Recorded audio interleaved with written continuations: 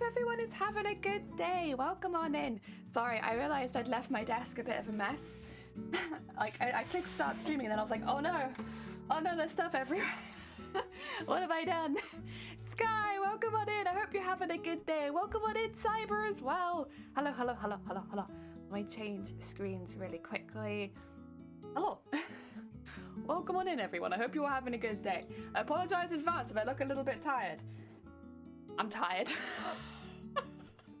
I'm fine. I'm just a bit sleepy. Oh dear. We have 1 week till deadline now. 1 week. Unfortunately, the last week has been kind of a bad one for migraines, so I haven't got as much done as I wanted, but that's okay. I mean, we are slowly but surely getting along. I can't show you the wings right now, the back wings, because they're attached, but you wait till you see the wings. They're hecking cool. Also, Scott, welcome on in. I hope you're having a good day. I gotta lurk. I'm like half asleep trying to get some work. Oh, bless you. Yeah, honestly, have a good lurk. I feel it. Like, if things are going well, not so well even, yeah. But good luck with your focus. Sorry. Excuse me, I'm also still waking up. Cove, welcome on in. It is Friday. But more importantly, do you know what tomorrow is, Cove? Do you know what tomorrow is? It's Eurovision. I'm so excited. I watched the other semi-final yesterday. I guess I listened to the other semi-final yesterday. I didn't really watch it. But yes, got some really, really cool entries in this year. I'm very excited. It's going to be really cool. So for those who don't know, tomorrow we are streaming a watch-along. The first ever watch-along I've done, actually. But a watch-along tomorrow evening for Eurovision. So if you don't have any Eurovision plans, you're welcome to join us. I'll be on call with a few other people as well, so it's not just going to be me, but I'm very heckin' excited. Actually, can I show you something I made? It's going to be a little difficult, but I want to... The thing is, I should say, I have this for, like, not me as well. Like, this, I just happen to have one for me as a tester. Alright. Yeah.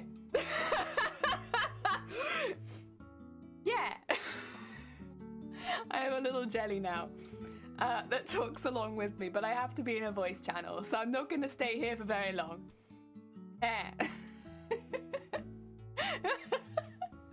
Oh dear, right. You need to go. No more you. It was lovely to see you, but no more. There we go. Oh dear. Oh heck, is that a fellow jellyfish? Jelly, welcome on in. I hope you're having a good day. I should remove that because I don't actually need a second me on the screen. But I was having fun with it the other day. And I go on for everyone who may or may not be dropping in and out. Because that's the thing. Because we're all in different time zones. Some people might be in at the beginning, some people might be in at the end. People be popping in and out. Oh dear. Love, welcome on in. I hope you're having a good day. Hi. Oh my god, look at those jellies. Oh heck yeah. We always want more jellyfish vibes. Very nice. Amazing, yeah, I got a little jelly now. Except I won't be using the little jelly. There's no point to have that on my stream. Like, you can see when I'm talking. Hello. But I have it for all of the people that might be taking part with their own pictures. Heck yeah. You've been trying to catch me live? Is that because I'm also a jellyfish? Heck yeah. Oh my god. All the heckin' fellow jellos. Oh. Right, today we're sequening. I know we've been doing that a lot. We're still doing it. I can't really show you the work that I've done behind the scenes this week because it's quite large. I haven't been doing sequening. I should be, but I haven't been. I've covered the wing pack. I'll try and get some pictures of that up or something because at the moment all the wings are in it. I do need to re-sew one thing, so one of the wing covers, it was just a little bit too tight comparatively to all the others, which actually meant that I had to completely recut it out. It's alright, we'll live. It just, I wanted to get that done, so I actually probably will end up sewing that first, since I haven't been able to sew it this week. And I try to think, was there anything else we did behind the scenes? A lot of like not super exciting work, but like necessary work, I suppose, like with the harness and stuff like that. Yeah, a fellow friend has your emotes, and I knew I had to. Oh, bless you. Heck yeah, all the jellyfish emotes. Yes. It's Friday evening, so yes, it's all good. Heck yeah! Oh, I'm glad to hear it. Normally I'd be like, well, my work week's just starting, but because it's Eurovision this weekend, I took the whole weekend off work so I could fully immerse myself in the Eurovision vibes.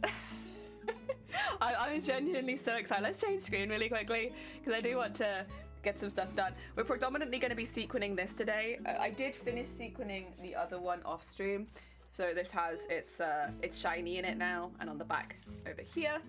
So that one's done. This is the second largest, so I want to get that one done next. Work our way down, that way they get quicker every time. There was a needle in it. Oh, it's on that side. Cool. Don't want to lose the needle. Sequence, the sequel. Oh, that would have been a really good title. Yeah. Oh, dear. But no, we have 1 week till deadline today. So I don't need the costume to be finished in 1 week, just to clarify, but I need to have it in a good photographable position. So like I need to be able to take a proper photo highlighting all of the details of the costume, which is why I've been working on the wing pack off stream, because although the wings won't be finished for that costume picture next week, I want them to be present.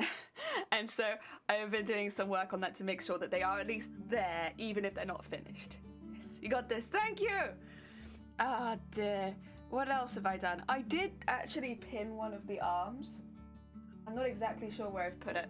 It might be one of the ones hanging from the ceiling, actually. Yeah, there it is. Oh. So, I know a few of you will not have seen our arm base before, because we made these quite a while ago. I actually need to finish them still after all this time. I haven't. Basically, these are boned, so they have like a lot of structural support in it. It also means it's really difficult to take them on and off. But the top half won't open because it turns out there's no reason for it to open. Originally I thought I needed both sides, but my top half doesn't have my top half doesn't have enough definition on it to actually require that. I'll just show you the top half so that you can kind of see. This is one of the bigger parts we're working on. So they stand up like this. They do wobble around a bit, but like for the most part they lie at about that angle, which is good because it's outwards of the body. Oh no, I can't show you very well. It's outwards of the body, so like it's not getting in my way. They do sway though. I can make them, you know. So that's the top half of the arm for anyone who has not seen it. There it is. I've been doing some pinning stuff on it to try and get it where I want it. So basically I pin it along a bone, make sure that I'm happy with it, and sew it either side of the bone. And then because my forearm needs to be done up, it's done up like that. And then of course we do have another piece that goes over the top of that, but we don't need that right now. The other thing that I did, actually I have done quite a bit off camera. I made the arm poofs at the bottom a little bit thinner. So they were like squares, now they're like rectangles. I don't really think I need to show you that, it's just from square to rectangle, but I did that. Oh dear. I've never seen full view Eurovision. I've seen clips and like, it seems like a wild ride. It is. The Eurovision is, it's just like a really fun atmosphere because nobody really takes it seriously. And everyone's just chilling, chatting, drinking, have a good time. Every now and again, people actually stop and watch the music. It's pretty good. Oh my God, is that a bee? Is that a heckin' bee? Bee, we're just talking about Eurovision. Oh, I don't know if you saw Bee, but Australia got in. So we do have an Australian entrant in the finals, which I'm so glad about, honestly, because the Australian entry was so good, so good. I'm going to talk about all of the contestants as they go through. I actually wrote up a whole document with a bit of behind the scenes info since I'm not watching it with commentary. Sonny, a week. It is a week away. And hi, George. How goes it? I hope you're having a good day. Oh my God, let's go Oz. Yeah, so the Australian entrant, they have doing more like a ballad style song. And it's about his experiences being autistic as a child, being diagnosed quite young. And it is a heart-wrenching song. And they are such a good singer. It's crazy good. That's why in the Discord yesterday I was talking some shit with Shifty.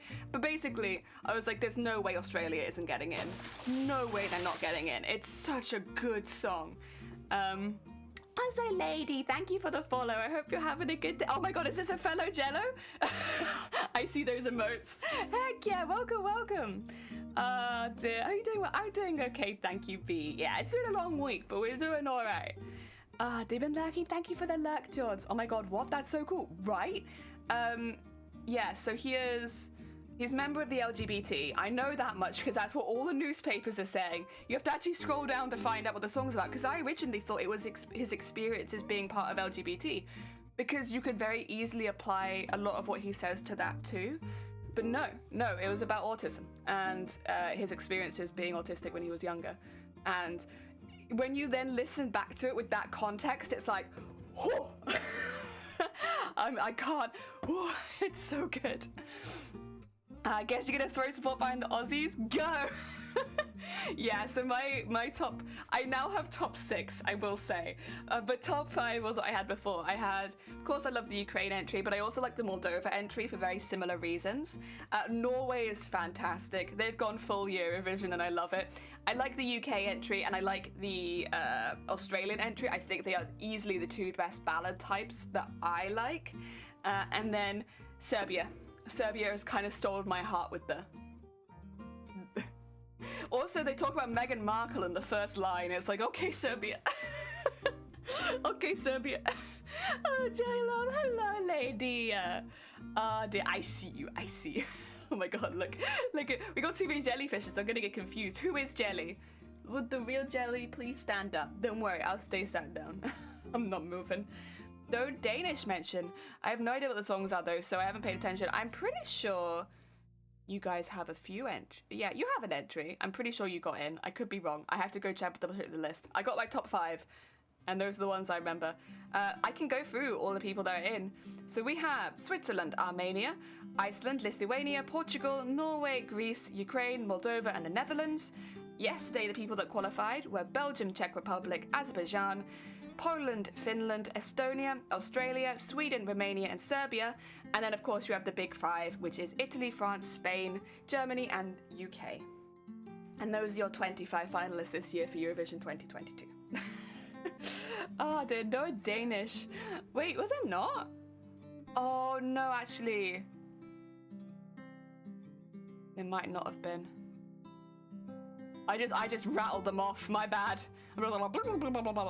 Sweden and Norway. You got Sweden and Norway. You got to root for Norway. Norway's a good one. I don't know if they're put that high to potentially win right now, but they are good. Norway, me and George are all there for Norway. I know George likes Norway too. George, did you learn the dance? Because I am doing my best.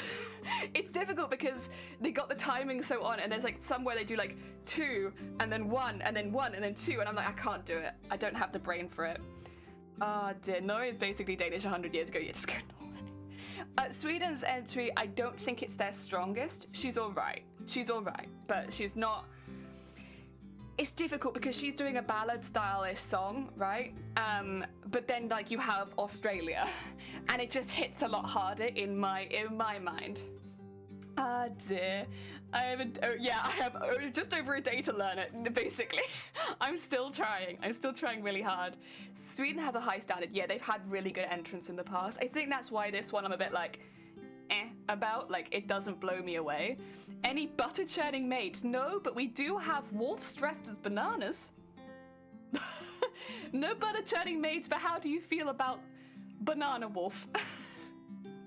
Eurovision needs more grannies. It does. They won the most times, I believe. I wouldn't be surprised. They've been in for a long time. They very much could have. And also, again, they have a very high standard. They do some very good stuff. B, did you learn the dance? B, have you learned the Norway Eurovision dance? Get ready. I think George did post like somewhere how to do it. We can all collab the dance. We're like, listen, we're all supporting different countries, but yum, yum, yum, yum, yum, yum, yum, yum. It's a crazy song. Oh yes, I am a great dancer. Me too. Me too. Wolves dressed as, I'm in. Yeah, this is the thing. We're also gonna do this. I don't know about anyone else who's streaming this event, but on our channel, we're gonna do a like sweepstake. There won't be any winnings. You win the pride if your country wins. But basically, if you don't already have a country to support, or if you want another country to support on top, we're gonna have like all the countries in a hat and have a channel point redeem that you can take a country if you want to. And then you have another country. Me too, I'm great. Thing is, it's actually quite a long dance. Like, maybe it's because I'm not a dancer, but that feels like quite a long dance. It's a lot to remember. And there's a lot of arm movements, and I can't. There is no pride in Eurovision. It's all pain. What are you talking about, Grobit? You saying that you don't like Eurovision? That's sacrilege, that is. I don't know if I can get behind that. I'm so excited. I think Serbia might come from behind as like a sleeper hit, because they were the last person to qualify. I don't know if that necessarily meant they got the least votes, but they were the last person to qualify. But their song is so catchy, and I don't even know what they're saying. All I know is it's like about like having a healthy body, and like they look like a cult. They look straight up like a cult. There's no. Even the dancing element is like very cultish, and it's so fun. I don't know, it's just your typical Eurovision cult that entered. They all look like they're wearing cultish robes, and there's someone just like consistently washing their hands while staring into the camera and talking about having a healthy body, and it's very cultish. It's very cultish, but it's also very catchy. Like, this is their main dance move. They like wash their hands. One of the fellow cult members will dry their hands, and then they're like, clean. Oh dear. Well, that was Serbia. In all of these, you can go watch them on YouTube. If you just type in Serbia Eurovision 2022, you'll find it. You'll find it. I would highly recommend to watch the version that was broadcast last night, so the live version. I don't like it. Oh my god. It's gonna be very Marmite, I think. I think some people are like, you know, they look at it and they're like, that's a cult, but it's very funny. And then some people look at it like, that's a cult. But it's really good. I will say, the singer is very talented. Like, she's got a very fun but strong vibe. Like, something about it is like, it feels kind of jovial, while everything around her is like quite sinister looking, especially after the pandemic. Yeah, so it's, I don't know, I like it. I have like a whole document. Oh, B, I would say, I don't know if you're planning to join, and you're more than welcome to still if you fancy it. In my Discord server, there is now a Eurovision, which you should be invited to. If you want any of the information I'm talking about, it should all be there, so that you can find like any information you might need before tomorrow. You're welcome to it. You're welcome to it. Oh dear. I'm crashing, it's late for me. Oh, bless you. I'm so sorry. Thank you so much for popping by and showing us your cute heckin' emotes. I love all more jellyfish. And thank you. This is the good luck with your project. How long have I been streaming now and I haven't even started? It's Eurovision. It just, I could only think of that. But thank you, Jelly. Take care. Enjoy the rest of your evening. Oh dear, thank you. Heck yeah. I am like a proper Eurovision fanatic, but I know not everyone is as interested as me. Some people just watch it for like fun. But no, I love Eurovision, so I've been quite happy collecting all this information. Oh dear, bye. Oh dear, heck yeah. I'm so excited. I only worship Egg and Tom Hardy, but can I convince you with, I can't remember what it's I don't know what the lyrics are because it's not in English, but I can literally think of it completely. I'm like, I've only listened to this like one time and it's been stuck in my head all evening. All I can think of is this. Apparently it did go semi-viral though in certain countries in Europe, so there are some countries that know it very, very well because it like went viral. Oh dear, can I convince you with, there's a bit as well where, what? I don't want to spoil the whole performance, but it's so funny to me. One of the cult members / dancers takes a towel and starts whipping it above his head, but he's the only one doing it, and everyone else just sat there like this. And they all just stood there looking at him, and he said like, yeah!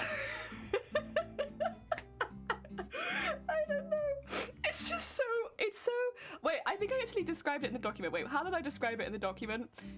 Go to Past Jelly to find out what I actually said. What did I say? I've forgotten. I think Serbia would have been the last one on the list, right? I said, song has been described as a thought-provoking piece of performance art. Yeah, performance art. That's kind of what it. That seems about right. I would say performance art seems like a fair description of this. Oh dear, I might not, but we shall see. Heck yeah, you're more than welcome just to pop in and out if you fancy it, but I know it is quite late for you. Like, same with George and Zero, like, it's quite late. So if you're probably saying something offensive to deaf people, oh, maybe. Shoot, it's like swirl towel in the air. It's like, hey. Yeah, I do wonder actually if this means anything in sign language. But then it's also like, I don't know if they'd, maybe, I'd have to check it up. But yeah, it's most of the song is, it's like ba-ba bada, bada bada, whip whip whip bada bada, and then washing the hands. But like, when they did the live performance, you could hear them washing their hands. I don't know, man, I don't know. It's so good. Oh, I'm telling them that I'm a single lady? God damn it. Not again. Oh, right. I should probably start actually sewing something, huh? I am just quickly gonna get this done. Thank you for the horn. Because I can't remember now why I'm doing this. Oh yeah, it's not really what I'm doing today, this isn't. But I want to get it quickly sewn so that I don't have to think about it anymore. So this is just, what you call it? Blah, blah, blah, blah, blah, blah, blah, blah, blah. The extra wing cover. That's what this is. Hut, welcome on in. Hut, do you watch Eurovision? Are you a Eurovision fan? Or no. Not for you. Not for you. Because Eurovision is tomorrow, I'm probably just going to be talking about Eurovision basically all day as a warning to everyone. I'm so sorry. You have stumbled into the unfortunate stream of a Eurovision fanatic, and all I can think of right now is Eurovision. It's everything that I'm breathing right now is Eurovision. Nope. Oh, god damn it. Grab it. Maybe I should put you on the suspicious users list. Robert, would you like to be on the suspicious users list? There's not very many suspicious users. You'd be amongst famous people like Wee Wee. I think George was on the suspicious users list for a little while as well. Cults and grannies. Yeah, this year there is like one entrant that is very cultish, but it's also like genuinely a very catchy song. It's just the way that it's presented, and then knowing that the whole theme of the song is about having a healthy body. It's like something about it. There's just something about that song. I don't know. It feels like a little sus. Gonna grab some dinner. Oh, you're good, B. Also, I should shout B out. If anyone doesn't know the Greedy Bee is one of the top Apex players in the world, I believe, right now. Yeah, so basically, if you have an interest at all, although I know they were playing Fortnite yesterday for like the second time ever, but generally they do more Apex. They are one of the top Apex players in the world. If you're looking to get into Apex in a friendly community, definitely check out B. They're a very heckin' sweet welcome to a very intense game. There we go. That's all I wanted to do with that one, to be fair. Where's my keyboard? There it is. Matrix, welcome on in. I hope you're having a good day. I'm a laugher. I get my fill of weird cults. Is that like the runner-up for... Oh god. Oh my god. Greedy bee. I should also, while I'm here, do a couple of other shout-outs now that I remember. So if you haven't checked out George before, George's a very sweet bean. They do heckin' sports, collaboration streams, basically just a really chill, fun time to spend your evenings. And if you haven't checked out Hut is also entering this cosplay competition. So if you're looking to find more people in the tournament arc, there's another one, although they're entering the armor category. So they're not a direct competitor yet. Oh dear. Oh dear. Right, let's keep going. More sequin time. More sequin time. Oh, no. I was raging controversially. Were you? Wait, what were you playing that was making you rage? That's very unlike a Jords. What happened?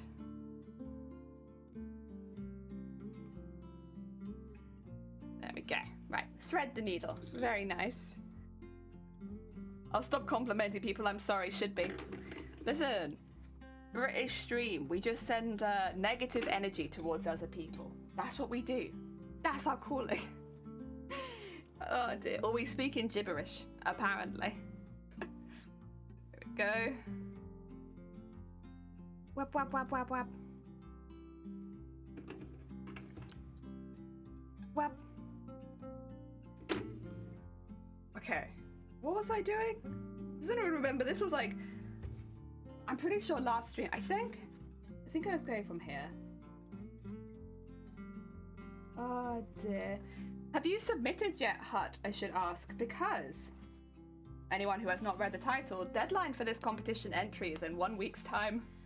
I'm planning to enter on Thursday, just in case, because I don't want to get caught out and enter too late on the Friday. Although I expect that the deadline is midnight. No, I'm gonna enter just a little bit early, just to make sure that I have not mucked it up. Oh dear, you're somewhat adequate. There we go. It's more accurate, still a little bit too good. It's better, it's better. I was playing a PC. It says in the SO, maybe more frustrated. Oh, I see. Game was being stupid, heck yeah. Oh dear. I'm submitting 1 day before. Yeah, I'm doing the same thing. I think it is just like the to be safe kind of thing, is to give yourself all the time you can, but then just to be safe. I think most people probably will enter the day before. The poor TwitchCon cosplay staff are going to be like, wow, that's a lot of people suddenly to judge. Although I'm sure they expect that too. Oh, did I say that? Oh no, you're all good. I'm very bad at shoutouts in general. I often forget. I don't mean it as any harm. I'm just not very with it. Oh dear. Yeah. I'm so excited. 1 week. 1 week. So much work. All coming down to this. It's very, very exciting. Very exciting. Although I'm sure that the time period between entering and sometime in June, when they tell everybody, is going to be really, really nerve-wracking. Actually, Hut, you're a fellow streamer. How are you feeling about entering? Because I definitely have some very specific feelings. Oh dear. There we go. I'm trying to get everything done 2 days before, spending 1 day doing photos and uploading them, submitting in 1 day early. Yeah, I am actually going to be taking my photos on the Thursday, which it's mainly just because we need an opening in the schedule where both me and Shiny can be there, because I need Shiny to take my photos. So we're actually going to be taking the photos and entering on the Thursday, which is a little nerve-wracking, but like, it is what it is. Oh.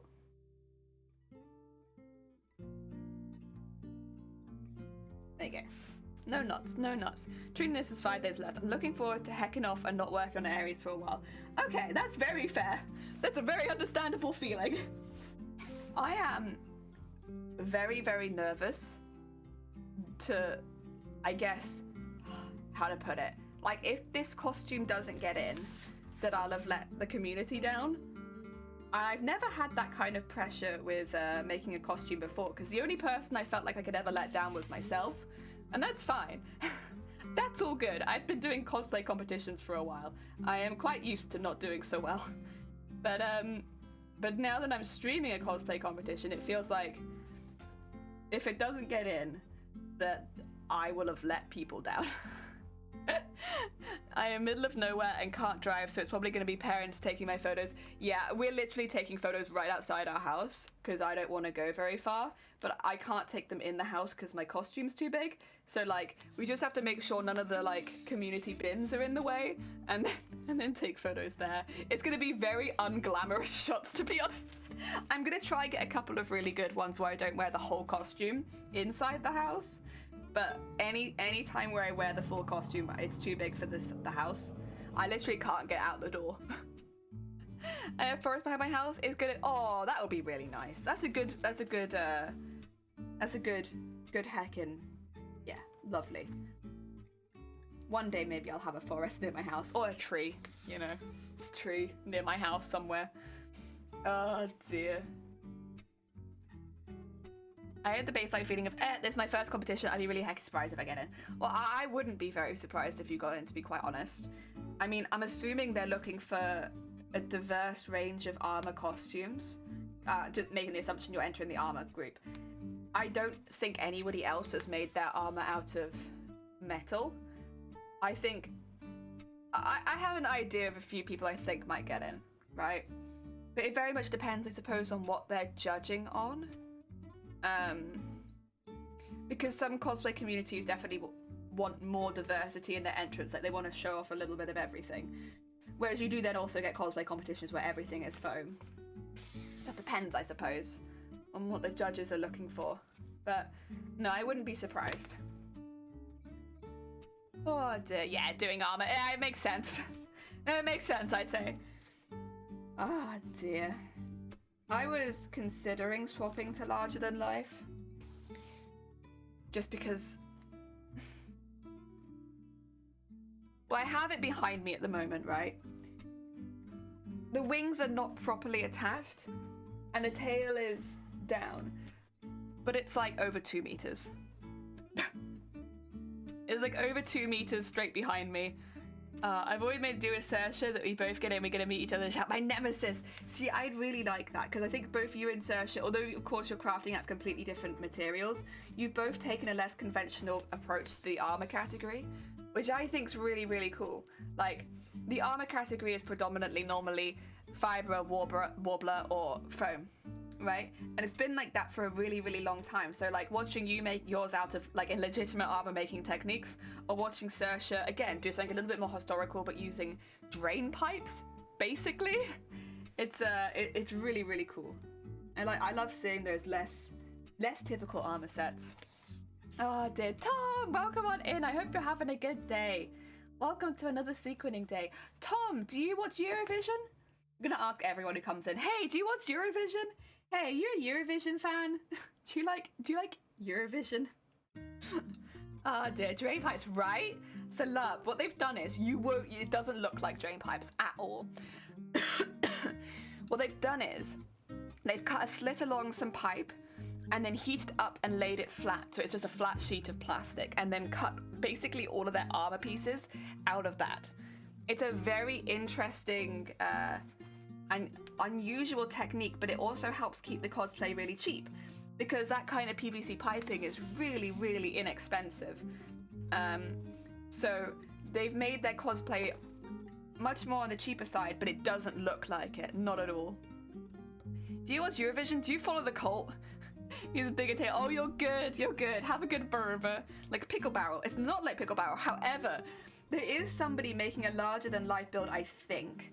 Like mascot style costume, where I was watching them the other day and I was like, it looks like Pickle Barrel. It's not Pickle Barrel. Good morning. How did the rest of your game go? Thinking about downloading it, I'm afraid. You're not a Eurovision bean, Tom? Oh no. That's fair enough. That's fair enough. Oh dear. Go. Keep building it up. The plan is, as well, I originally was thinking I was going to take the wings to MCM in a couple weeks, but I don't think that I will, because it will really hinder my movement, and I actually want to have a really good time at MCM, just relaxing. So I'll probably take the tail, because the tail's quite fun, and it does. I don't really feel like it does hinder my movement quite as much. But I don't think I'll be taking the wings to MCM. It feels like an unnecessary hassle, if I'm honest, because this costume is already difficult to travel with, and I'm like, why am I gonna make it more difficult? There's no reason to do that. So yeah, probably no back wings at MCM, just for ease of travel. Feel ashamed myself. If there was a watch party, I might get into it. We're doing a watch party tomorrow! Tom, wouldn't you know it? I'm doing a watch party. It's my first ever watch party that I've done. We're doing that tomorrow. So we're doing it on Twitch. We're gonna have links posted in the chat so people can go watch it if they don't have the television. Heck yeah. Heck yeah. Nice little watch along. We can't have it obviously going live on stream because of all the music. It will be copyrighted in like 2 seconds. So I'll be having my audio muted. You'll still hear the mic, but you won't hear Eurovision going in the background. And yeah, but that's how we're doing it. Mad Max, welcome on in. I hope you're having a good day. Oh dear. Cool, yeah, you're in. Heck yeah. Oh, it's going to be so exciting. I'm so excited. We've got a few people who are going to be watching it with me as well. People that might be dropping in and out. You know, all the hecking good stuff. We're going to have a little live commentary. I've got like a proper dress and everything set out so that I can be fancy for Eurovision. Because I don't know how you guys do your Eurovision parties, but I always dress fancy. Heck yeah. Oh dear, keep an eye on the Discord then. It's not in the Discord, bear in mind, unless you're looking for the going live notification. We're doing it live on Twitch. Because, oh yeah, it's a little easier for me to broadcast that way, yeah. And also I want to share it with everyone. Oh dear, hoped to complete the game, but I didn't have enough stars and crystals to unlock the fire. Oh, bless you. Oh, Georgia. Oh, no. Oh, no. Oh, dear. Fancy? Heck yeah. Heck yeah. That's how I've always done Eurovision parties, is you dress up fancy, and then you go to a Eurovision party and get wasted. But, like, you start off looking very fancy, like you're going to an awards show, right? It's like that kind of fancy. Like, oh, you're going to an awards show? Okay.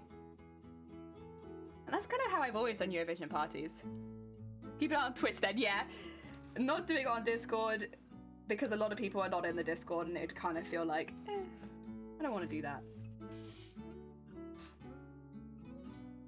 There we go. Plus there's extra features I can have on Twitch that I can't have on Discord. Very nice.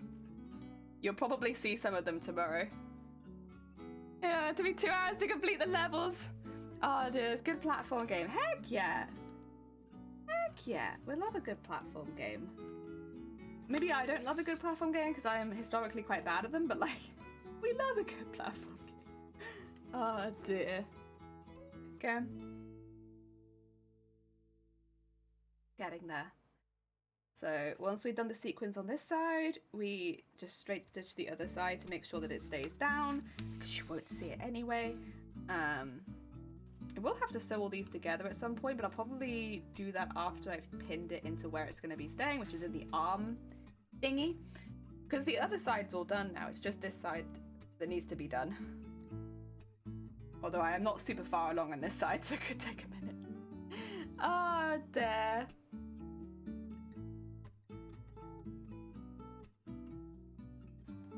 There we go. Yeah. And then, once we got all the sequins in, we will have to do some more sequins along the top. I think probably some of you guys remember I did it on the wrong side last time. This time we'll get it right. First time, yes. Oh dear. Man, I'm so excited about tomorrow. I have been looking forward to Eurovision for so long. For so long. I know a lot of people here are not big fans of Eurovision, and that's completely understandable. It's a very specific kind of thing. It's very, very camp and not serious, and like I understand people like not being as interested in music, especially when a lot of it is like in the pop genre. But for me, it's never really been so much about the music, and it's more about the experience. The experience of watching Eurovision with other people. Because I'll be honest, the first year that I went to watch Eurovision, I wasn't very sold. I wasn't completely sold. I didn't really watch a lot of it growing up. We just tended to get shown highlights by my parents. And so I wasn't really that sold. But then I went to my first Eurovision party and I was like, I get it. I get why people like this. Like, I don't know, it's not necessarily the music as much as it is like the communal experiences of getting together and being sarcastic. And I understand. Yeah, I understand. Like having your favorite country and rooting for them, that's fun. Oh, also, most of you aren't gonna care. Weirdly enough, the UK is in joint second position at the moment in the rankings of who might win. I think they vastly overestimated, but I think it's because of who our entrant is and how like known they are online. Which of course means that a lot of people from different countries will have already heard them before. But yeah, we are at the moment in like the rankings, joint second to take it home. Of course, Ukraine is still pretty far ahead, but... Oh. 2 seconds.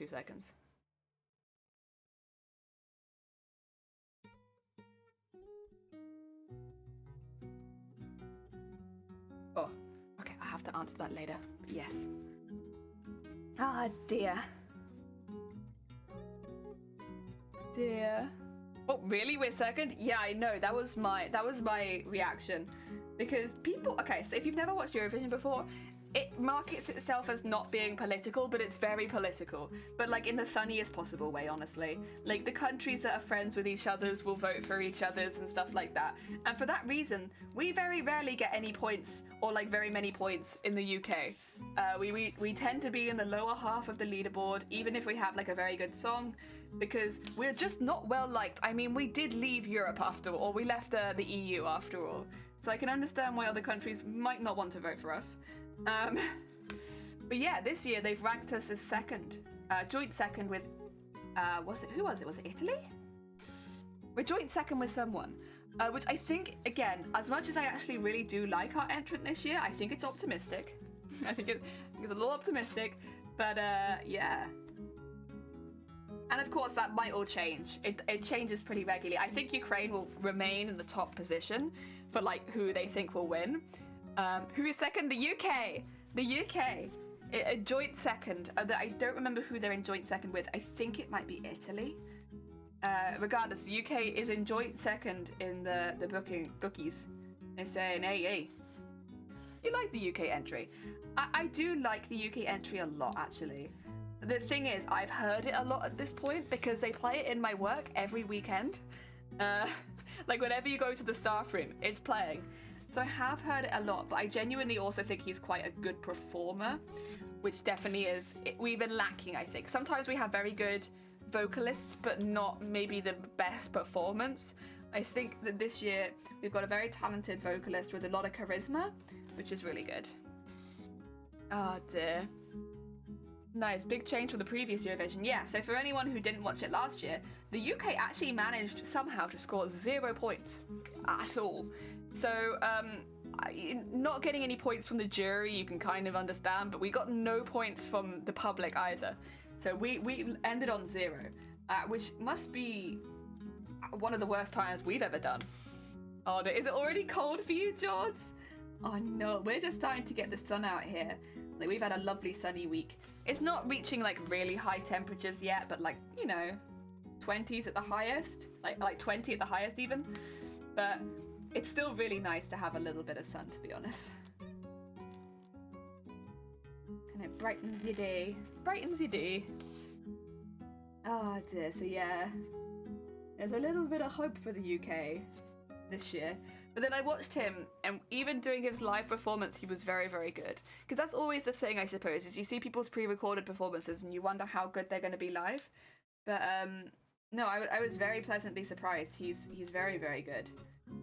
Which I guess makes sense because he did get famous on TikTok, where he was just doing like silly covers of songs and stuff like that.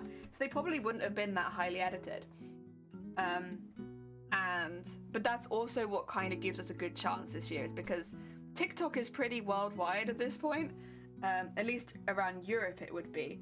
So a lot of people already know who he is because he's famous on TikTok. Oh dear. So I do think that might give us a little bit of an edge, you know? Just gonna move all these up a little bit.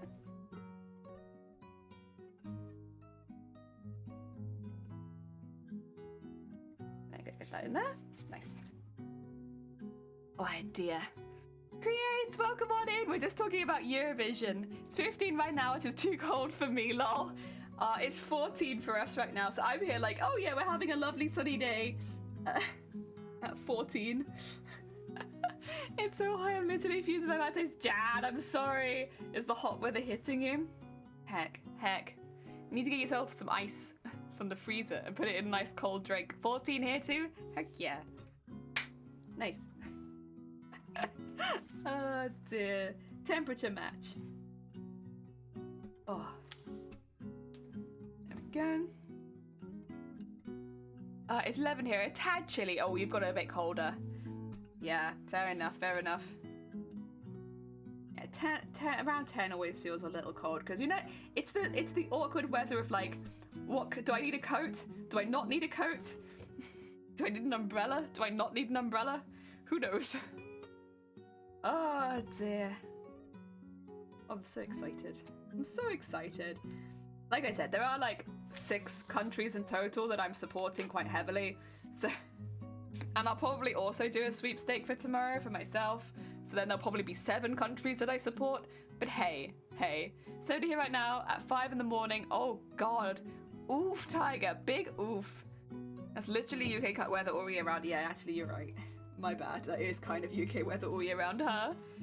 Yeah, early in winter is a struggle. It is. Like when you know getting out of bed's gonna be really cold. Yeah, no, I feel that. It's getting to fire weather here. Oh God. Oh dear. What part are you on now? So these are my Yu-Gi-Oh! Duel decks, also known as the arm fins. They will be coming out of like a squishy thing on my arm. They just need to be sequined and decorated, all of them. So the base of them is made. It's just all the decorating. That's basically what I have left to do. All of my bases of things are actually made. Like my wing base, my arm bases, all of that, it's done. It just needs decorating. And unfortunately, that's the bit that takes a really long time. I can make the bases in like a day, but then I have to do everything else. But I actually don't mind sequining. Sequining is pretty relaxing. Oh dear. It gets 30 degrees up north. Oh. There's just no escaping the sun, Grobert. No escaping. I needs the sparkles. Exactly. I mean, where is my finished one? Oh, it's all the way up there. I can try and get it down. I've been hanging everything on the ceiling if I'm not using it because it keeps it out of my way. I don't have to worry too much, you know. I should hang this back up on the ceiling, to be fair, since I'm not using this right now. Oh wait, not that one. That's spare fabric. This one. I'll swap it. Oh yeah.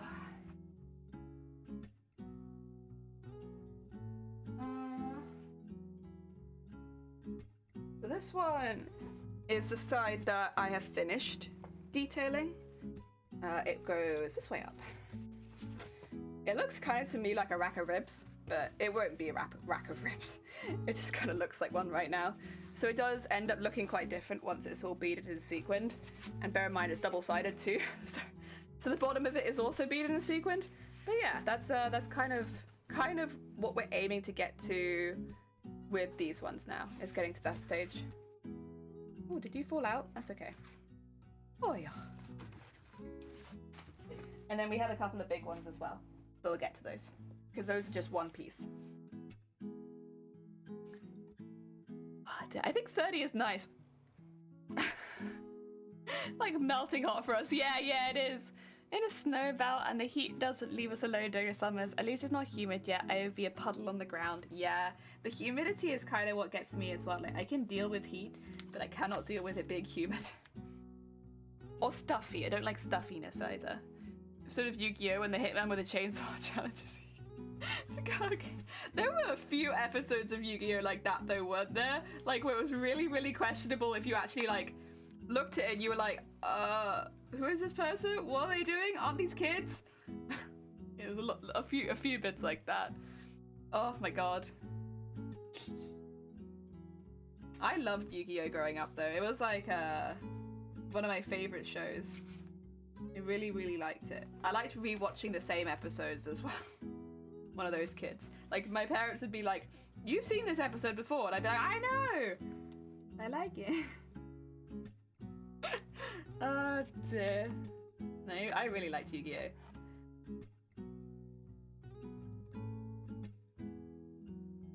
Am I gonna run out of thread? Is that what you're telling me? You told me it's time to rethread in a minute? Oh, it's a separate sequin. That's why I was like, I see something. Something is shining at the corner of my eye. Could it be a sequin? No way. I'd have never guessed that. Can't believe it. A sequin on this costume. Oh dear. Oh, also yesterday I tried on the dress with the tail. That's an experience. So the issue that I have with the tail, it fits really well, honestly, and it fits well in the dress as well, because I've actually added the clips now so it all holds itself in. Looks really good, works really well. I tried it with the wing pack, but not the wings as well. And it is all fitting together. The issue with the tail is I can't take the tail off once I am wearing the dress, because I have to put the dress on and peel the top down, put on the corset and then zip it up over the top, which means the tail doesn't come off. Like, I can't remove it, like I could the wings, for instance. The wings I can take out pretty easily, but not the tail. Which, well, we'll see how that affects me going to the bathroom. But it's gonna be a experiment for science, I suppose. God. The highest I got here was 27. Nowadays it gets near 40. Bloody global warming. I blame Boris. Understandable. Understandable. Yeah. It does get really hot here now, but it's like not a very nice heat. Like I wouldn't come to the UK for its summers. Like going for its history or its walks and stuff like that. Fair enough. Coming for its summers. It's not very nice. Not a very pleasant summer here. Like you have to be down the beach the whole time, I think, to enjoy it. Down the beach is okay. The water stays relatively cold, so it's like a nice break from the heat. But yeah, I wouldn't come for any other reason. Not too late for the poo tail. I'm not pooing on my tail. I just think I might have to go to the toilet backwards, so that there's space for the tail. That's alright. It's manageable, if not ideal. It's too hot here in the summer. Yeah, you guys are very hot. Like whenever someone from Australia is like, it's 45 degrees today here, it's like, Jesus Christ. I don't even know how you're alive. God. It's too hot. It's too hot. I think I'd find it very difficult to craft in Australia in those heats. Because I like it when it's cold and I can like cozy up a little bit and do crafts like that. The idea of crafting in extreme heat, it's like, no, please, anything but that. I would not survive that. Yeah, we're just here like, no. Oh dear, I definitely visit Australia, but I'd probably try not to go in the height of summer, I think.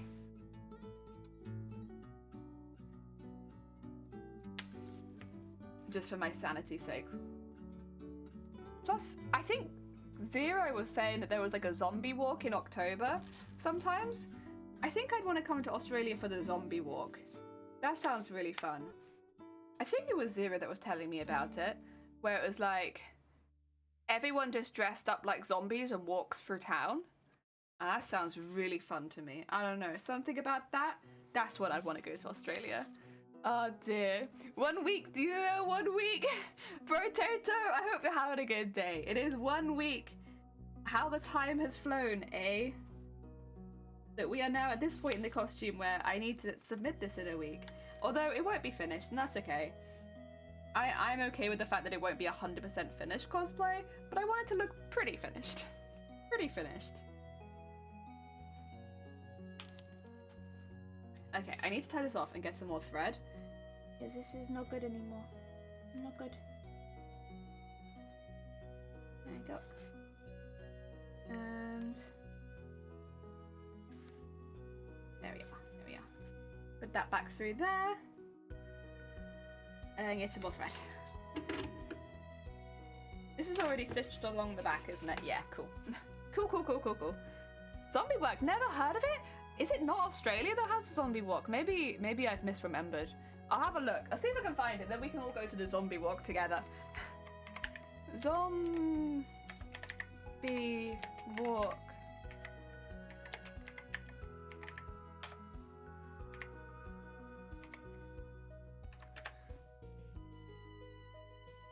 It's in Sydney. Yeah. Sydney. So, the Sydney Zombie Walk. But they've had to postpone it a couple times because of COVID. But it looks fantastic. I will say, Jesus Christ, it looks terrifying. Can I give you some history? Since 2009, thousands of zombies have dragged their rotting limbs across Sydney streets for the Sydney Zombie Walk. The event started in Newtown and then moved to the city. Previous walks have gone down George Street, Macquarie Street, Pitt Street, and even to the Opera House. It's an annual event where people get dressed as zombies to walk the streets of Sydney. With the support of City of Sydney NSW Police, Traffic NSW and the party people, we have the permission to run this event annually in the middle of Sydney. We do this to create awareness and raise funds for charity. All ages are welcome, and the worse you look, the better. Do you want a link to it, guys? Then we can all go on the Sydney Zombie Walk. But it's been postponed for a bit because of COVID, but you can still look at it. There you go. I remember somebody mentioned it and I was like, well, now I have to go. A whole walk. Oh dear, it's Israel, and she says the same about the heat. Yeah, 24-hour flight plus heat plus murderous hours. But imagine the zombie walk. We do zombie walk runs in my area doing the full. Heck yeah! Oh, that's so cool. We do a Santa run, but we don't do anything with zombies. I'm 2 hours from Sydney. Heroin. Have you ever done the zombie walk? Would you ever do the zombie walk? It's a free event, so you just have to turn up looking undead. Oh dear. I love it. Let's do it. Yeah. Oh my god. See, that's why, like, if I ever go to Australia, I'm going at the time when the zombie walk's happening so that I can take part in the zombie walk. But I don't know when they're going to do it again, because I understand due to, like, COVID regulations, that kind of stuff is a bit iffy. But when they next do it, keep an eye out, I will.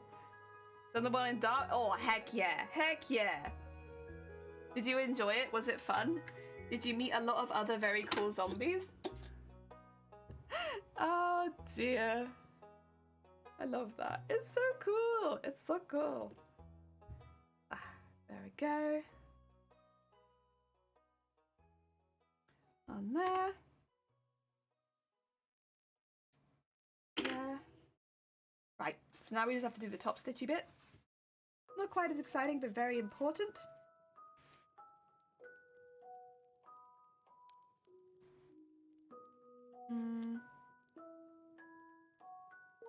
Do that maybe. I just want to hide the knot a little bit. I think it will be a little bit more hidden under there. And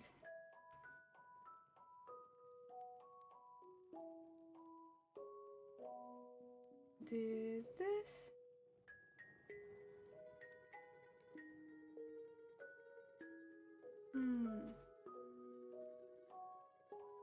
I think this is how I want to do it, right? Right? Have I got it? Do I know what I want? I think I want this. And so I always get really confused with the first stitch about whether or not I'm doing it right. I think I am doing it backwards to how I normally do it, but it should look the same, so no problem. Oh dear, yeah, they had a prosthetic booth so you could get even more, like, gored up at the time. Oh, that's awesome. Oh, I see this. Real things they should be promoting in Australia. The zombie walk. You've got me. You've stolen my heart. Now, like, I know your wildlife is really cool and you have big, like, nature areas and stuff like that. However, the zombie walk. You've caught my attention with the zombie walk. Oh, Jesus Christ. Did I cover that up? 2 seconds. I don't know how badly you can see that. Excuse me. Sorry. You guys already know that my hands are, like, kind of dying from this project. That's quite graphic. I might put a plaster over that. It doesn't hurt. It's not bad. It just, like, it looks bad. And I don't want anyone to have to look at that. Honestly, 2 seconds. Do I have one over here? I did keep it there, but I might have had to use it already. Did I have to use it already? I think I did. Which means I have to check my bag. I normally have plasters in my bag. Yes, there we are. One of these. These are big plasters. Are any of these small? No. No, they're only large. Okay, that's fine. Yeah. Sorry, I'll be back in just a second. Again, it's not like my finger is hurt or anything. It just looks a little bit graphic for what I want to show on Twitch.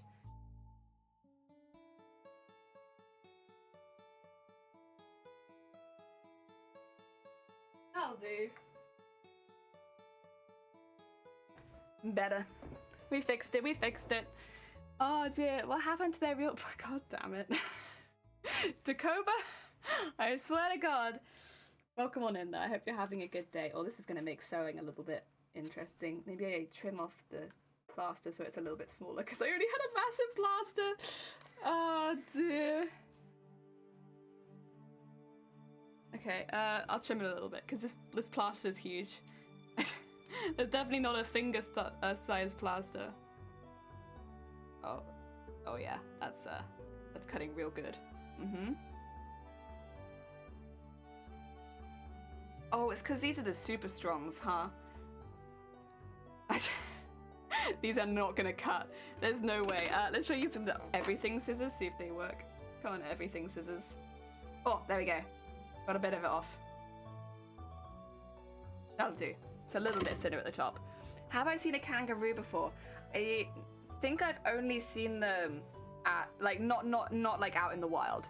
I've only seen them once, and it was in a wildlife preserve, like that we have over here in the UK. I know what you'd call it. It wasn't a zoo, but it had a lot of foreign animals in it. Yeah. Also, yeah, I would love to see one. I'm sure they look very cool. I don't want to get any near one because I know kangaroos can do a little damage, but I like the idea of seeing one in its natural environment, to be fair. Ah, nice. Yeah, it's not quite the same, I think, seeing them in a nature wildlife preserve thingy. Like, it's cool. It's definitely cool, but like, it's not the same as going to Australia and seeing them, you know? Oh god. Oh dear. My nan's front yard would have them even in the morning. Scared Howie one day when visiting face to face at the door. We had that with horses. Which is also quite a jump first thing in the morning. Like, they shouldn't be in your house, but people leave gates open and stuff like that, and then suddenly you have a horse in your house. Or a horse in Tesco. The horses in the supermarket. That's always very funny. It's mainly the horses, the donkeys every now and again. The cattle were like smart enough to not go do that. Oh, giant spiders. I'm not afraid of spiders, but I would need to know which ones to approach and maybe which ones not to, because I don't mind picking up a spider and moving it, but I guess the issue would be then if the spider was poisonous. Because here in the UK, that's not really something you have to think about. Like, you can just move spiders if they're in the way. And while house spiders become quite big, they're completely harmless. Ah, dear, why are there horses in your house?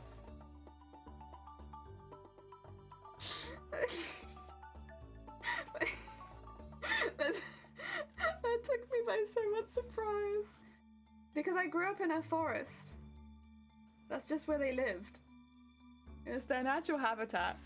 I don't know why I thought you were gonna start like going straight into WAP, and I was like, now? Completely unprovoked? Robert? Oh dear. There we go. Well.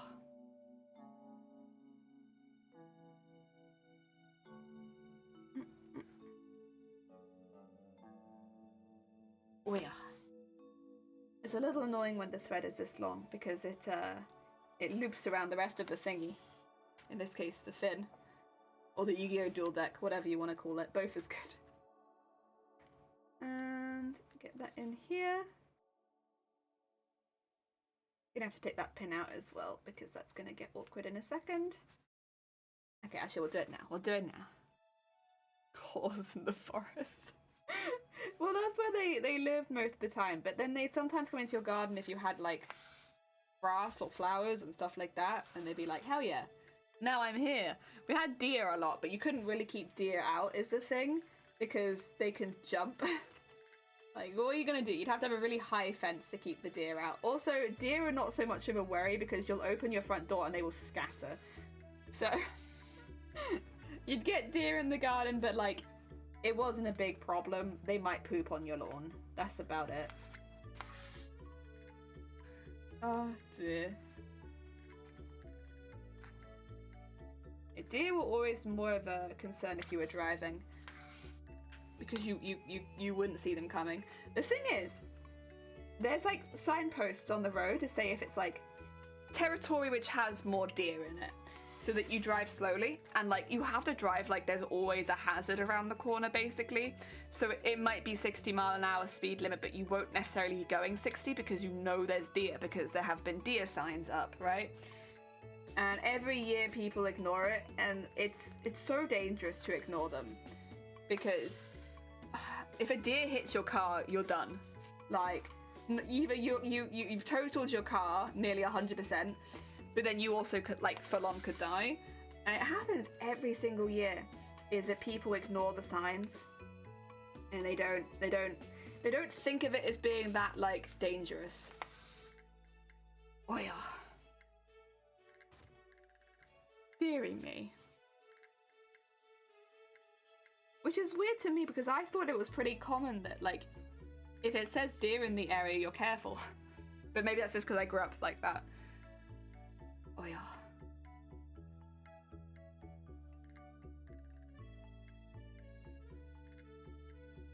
I remember we were on a school trip once. So I must have been in, like, primary school, I think, at the time. So, like, at the very oldest, I would have been, like, 10. But I think I was a little bit younger than that, if I'm honest. But we were on the school trip. And so we took 2 of the minibuses, basically, to get the class out somewhere. And the minibus in front was so lucky. We were driving down a pretty small road. I think we were pretty close to our destination at that point. And again, it's a forest. There were deers in the area. We knew this. One of them literally was like right on their bonnet. Like just went straight across. And then a whole herd of deer followed them. And because we were right behind them, all we could see was like these deer just suddenly like clambering over this car's bonnet. And it was a minibus. It was okay. I think they mildly nudged the bus, but like they didn't go through the windscreen or anything like that. Because they were going across the road and the car was going forward, I guess. But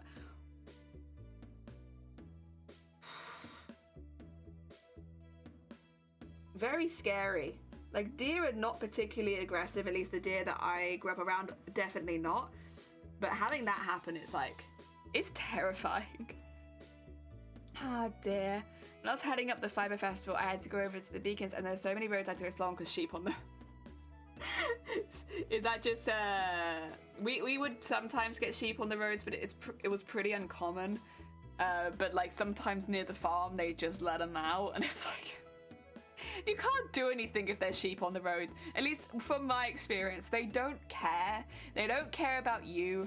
They don't care about you getting to your destination. They just stand there. They're like as bad as horses and cows. Did at one point live within the forest left alone? Oh, did you at one point live in the forest left alone to survive wearing leaders' clothing and hunting game? Nah. I lived in the forest my whole childhood. But like, it's not like that. It's just like the internet's bad and you have to travel to get to anything. So it's not quite as exciting as that. It's just bad internet and travel anywhere. Like, there was no takeaway. Like, you wanted a takeaway, good luck. You can, like, order food over the phone, sure, but you have to go pick it up. You can't have that delivered to your house. Absolutely not. one of those sheep on the road, they'll dance away. Oh, Zay, welcome on in. So I'm just reducing the size of my plaster because it's annoying me. Cutting bits off. Survived the meeting of dread and doom. Heck yeah! Welcome on in, Ad. I hope you're having a good day. Okay, there's sheep, horse, emu, and kangaroos everywhere. Yeah. For us, it was horses, cattle, pigs in the autumn, donkeys. That's what I'm forgetting. There are deer, but they are less common. Like, you don't normally see deer by the road because they're very skittish. So that's why the only time you see deer normally on the road is if they're sprinting. And that's why they're so dangerous, because they sprint like headless chicken. They have no idea what... It feels like they have no idea where they're going. They're just following the pack. But because of that, they'll just run into cars. And it's like, you can't see them coming because they are so fast. And so you'll just be driving along and suddenly... Brrr, there's deer everywhere. And it's like, oh, God, God. All the deer. Oh, so hi from me. Oh, so hi. Get some good snacks. I hope your snacks go good. Ah, dear. Over here, we are 1 week till deadline. We're just talking about animals. Growing up with animals everywhere. Oh, dear.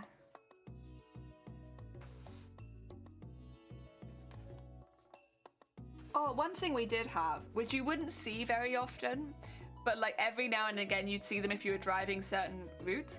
We had wild rabbits, and that was kind of nice.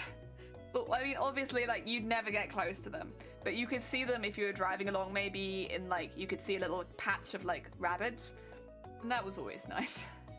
The wild rabbits, I know you wouldn't want them anywhere near your house, because of course they'll dig in your garden and stuff like that, but it was cute though. They were very cute. But you don't see them very often. Even living there and like obviously going around a lot, you'd only probably see them a few times a year. Like they were very didn't want to be near people, which makes sense. Yeah. They were cute though. Whenever you saw them, it was like, oh my god, rabbits! There's rabbits there. And that was nice. I did like that. Oh dear. Oh. There we go. Yeah.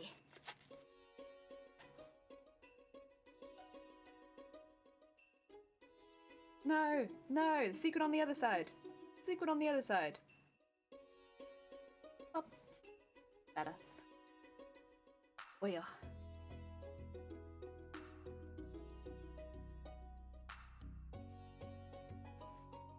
The nice thing about doing these and starting at the largest one is it feels like it goes quicker every single time. Because it's the same process on each of these arm fins, but if I start at the biggest one and work my way down to the smaller one, it feels like I get quicker and quicker, but I'm not getting quicker, it's just the project is getting smaller. But still a nice feeling. I'll take it. Oh. I do need to do something about these ends. I'm not exactly sure what I want to do with them yet. They'll need to end up being covered because they're not very neat. I don't exactly know where I'm going to cover them or how I'm going to cover them. I think I might need to make some bias tape maybe in the purple and just, once I've sewn them in, cover them then. Oh yeah. I don't know. I don't know. I know that I'm going to have to make some more gold bias tape because I've nearly run out. Well, to be fair, we have used a lot of it, so, you know. Mick, 1 week left. Mick, how is it going? Anyone who doesn't know, Mick is also entering TwitchCon. How goes it? How are you doing? Is it going well? Are you ready? I hope so. Oh, dear. It's crunch time, except that I've not really been crunching. I've just been having migraines. So I've just kind of been like, 1 week to go. Brain's like, but how about staying in bed for the day? But brain, please. I've got 1 week to go. We can't be doing this now. You could have done this earlier. I only have this weekend left because I'm in the UK next week. I'm doing final sewing bits and pieces in the final airbrushing. Oh, heck yeah. Heck yeah. So you're actually really close to done then, are you? Because I tell you right now, I'm entering an unfinished cosplay. Absolutely. Oh dear. Oh no, I'm sorry. Oh, you're fine. You're fine. You have a horrendous cold. Yeah, I hope you feel better soon too then. It's rough trying to craft when you're not feeling well. Jelly, you're cheering on the competition. You go, yeah. That's how cosplay competitions work. Like maybe you have some like friendly banter, but like everyone cheers each other on. Like if you get behind the stage of a cosplay competition and someone's costume is broke, you'll see like 6 or 7 cosplayers trying to help them fix it before they go on stage. Near guarantee. Like it's a very supportive style of competition. Like everyone wants to win. Like that's fair to say. I think everyone wants to win, but you don't want to see your fellow competitors lose because of something like that. Like yeah, you want it to be a fair competition. Like I wouldn't be happy winning if it was because someone else's costume broke down, because if their costume is better than mine, they should win, you know? So yeah. Or like because they had an accident earlier in the con and like they hit something and something is broken. Yeah, it's stuff like that. It's not a good win if that's the case. I was looking out for Jeremy. Thank you. Should have received the 130. Oh, maybe because no, because I never was saying the costume had to be finished. I just have to have the arms finished. We'll see. If I get the arms finished, you would get no points. If the arms remain unfinished, then you would have got the points. Yes. Oh dear. Gotta look out for each other. Exactly. It's like it's a very supportive style of competition. It's not everyone hoping secretly that, you know, your costume breaks live on stage and you have like a really embarrassing time. I don't think I've ever met a cosplayer that wants to see that for anybody. Dear. Thanks for the chats. Oh, you're good. Get some good heckin' snacks. Heck yeah. Wave. Is that a person or is that a moomin? Oh. I think it's a dinosaur, actually. Heck yeah. I saw the light colour and I was like, moomin. It's a moomin. Oh, dear. No. Cosplay competitions are chill. Ah, dear. Also, one thing that I've had a lot behind the scenes of cosplay competitions is if somebody's quite nervous, everyone, like, will suddenly go, like, full mum mode. Like, whether they're male or female, they'll go full mum mode and, like, make sure they're okay, like, get them a drink if they need one. Like, I have been in competitions where someone has, like, full-on started panicking behind the scenes, and everyone's like, right, get them some space, get them a drink, do you want me to run to the vending machine, get them some sugar? Like, everyone's just like, drop, help that person. Oh, dear. It's a really, really nice style of competition, generally. Oh, dear. If that happened to you, I get more recognition. God damn it. Oh, and thank you for the like, Johns. Will you still remember when you're famous? I mean, I don't think I'm ever going to be famous, so I think you'll be okay. But yes, you're difficult to forget, Robert. Oh, dear.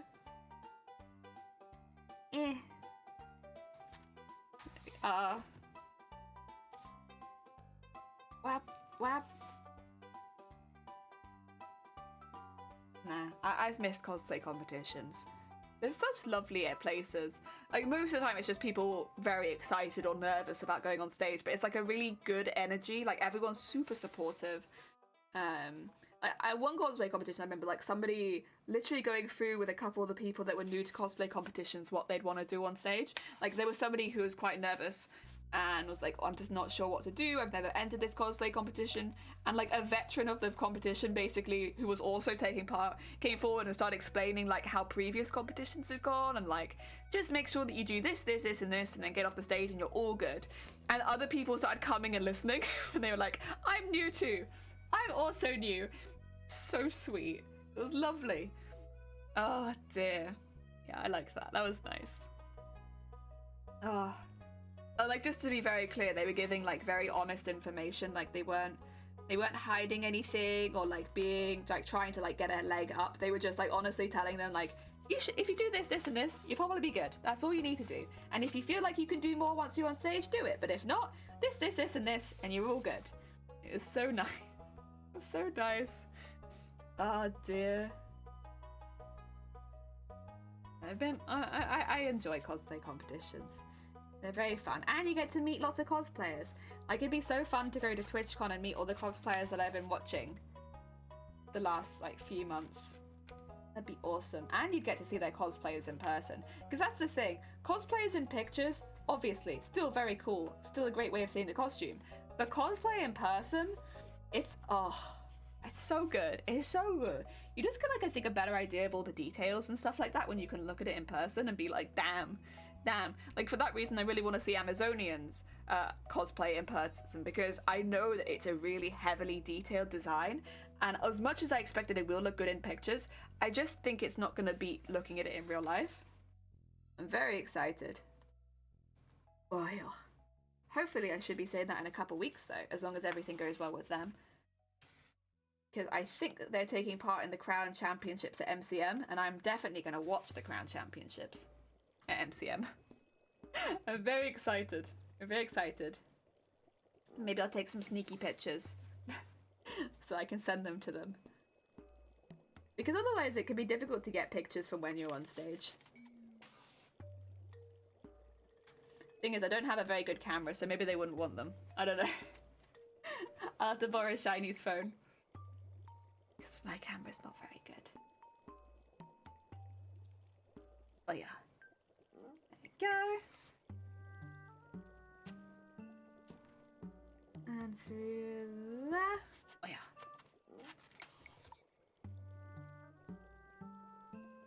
Honestly, we're doing really well with this. There's quite a bit of sequencing still to go, but like, what, we've done like an hour and a half? We're zooming. We're heckin' zooming with this one. Heckin' impressed. Heckin' impressed. Maybe it's because subconsciously I know that I only have a week left. But I'm like, oh my god, we're having a snack? Hi Magpie, welcome on in. I hope you're having a good day. Dear. I went to con last November by myself for the first time. Normally have hubby handler, not doing that again. Yeah, so there's definitely positives and benefits of going on your own. If you've got a big costume, it's not a good idea to go on your own, because it's going to be really rough for you trying to do anything. It very much limit like the amount of fun you can have at the convention. But I wouldn't recommend against going on your own sometimes. Like, or spending some time on your own sometimes. Like, the thing is, I've met so many people at conventions when I'm on my own.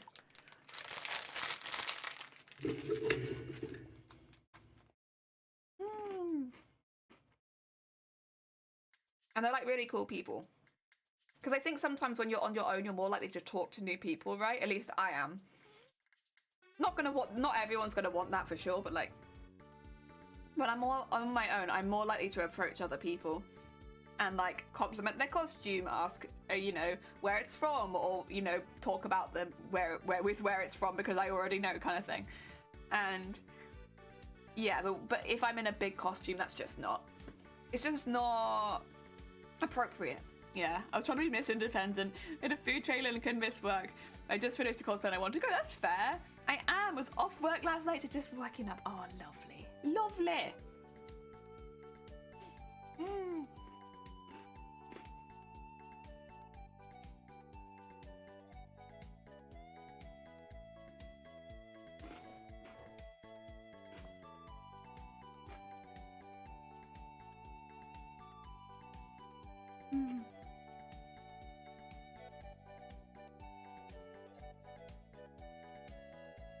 Ah, dear.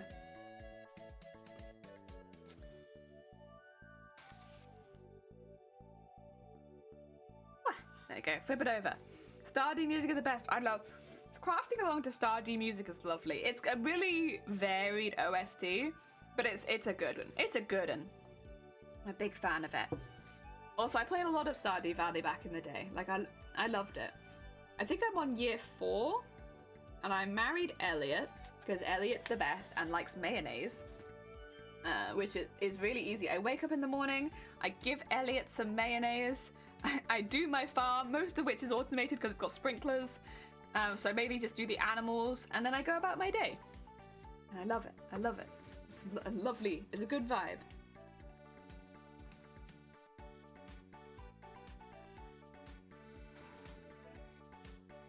Go. Wow. It's been a while since I played it now, to be fair. I don't know. I think because I've had Animal Crossing New Horizons, and that's kind of scratched the same itch for me. been a little while. Before Animal Crossing, it was Stardew Valley for me, but now things have changed a little bit. There we go. Ooh, I'm gonna have to come up with a cosplay bingo card for MCM. Of course, there's a few things I always have on them, like Final Fantasy cosplay group and Final Fantasy IX costumes. They're basically always on my bingo card, but hey, I need to make a new one. Like, I'm going to a convention for the first time in a while, like, what cosplays or costumes do I really want to see, and if I see them, take pictures of? Also, Techno, welcome on in. I hope you're having a good day. I'm doing all right. Techno, it's 1 week till we have to have the photos submitted for TwitchCon. 1 week until we enter. Crazy, right? Although I do think half of chat still thinks that that we've already entered. We have not. We have not. We're getting there though. We enter next week. 1 week. 1 week. It'd be very bold of me to enter when I have anything more than like 24 hours left. 24 hours or nothing. Oh dear.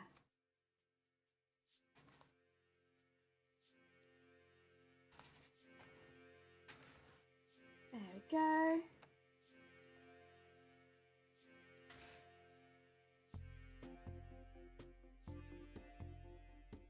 Oh.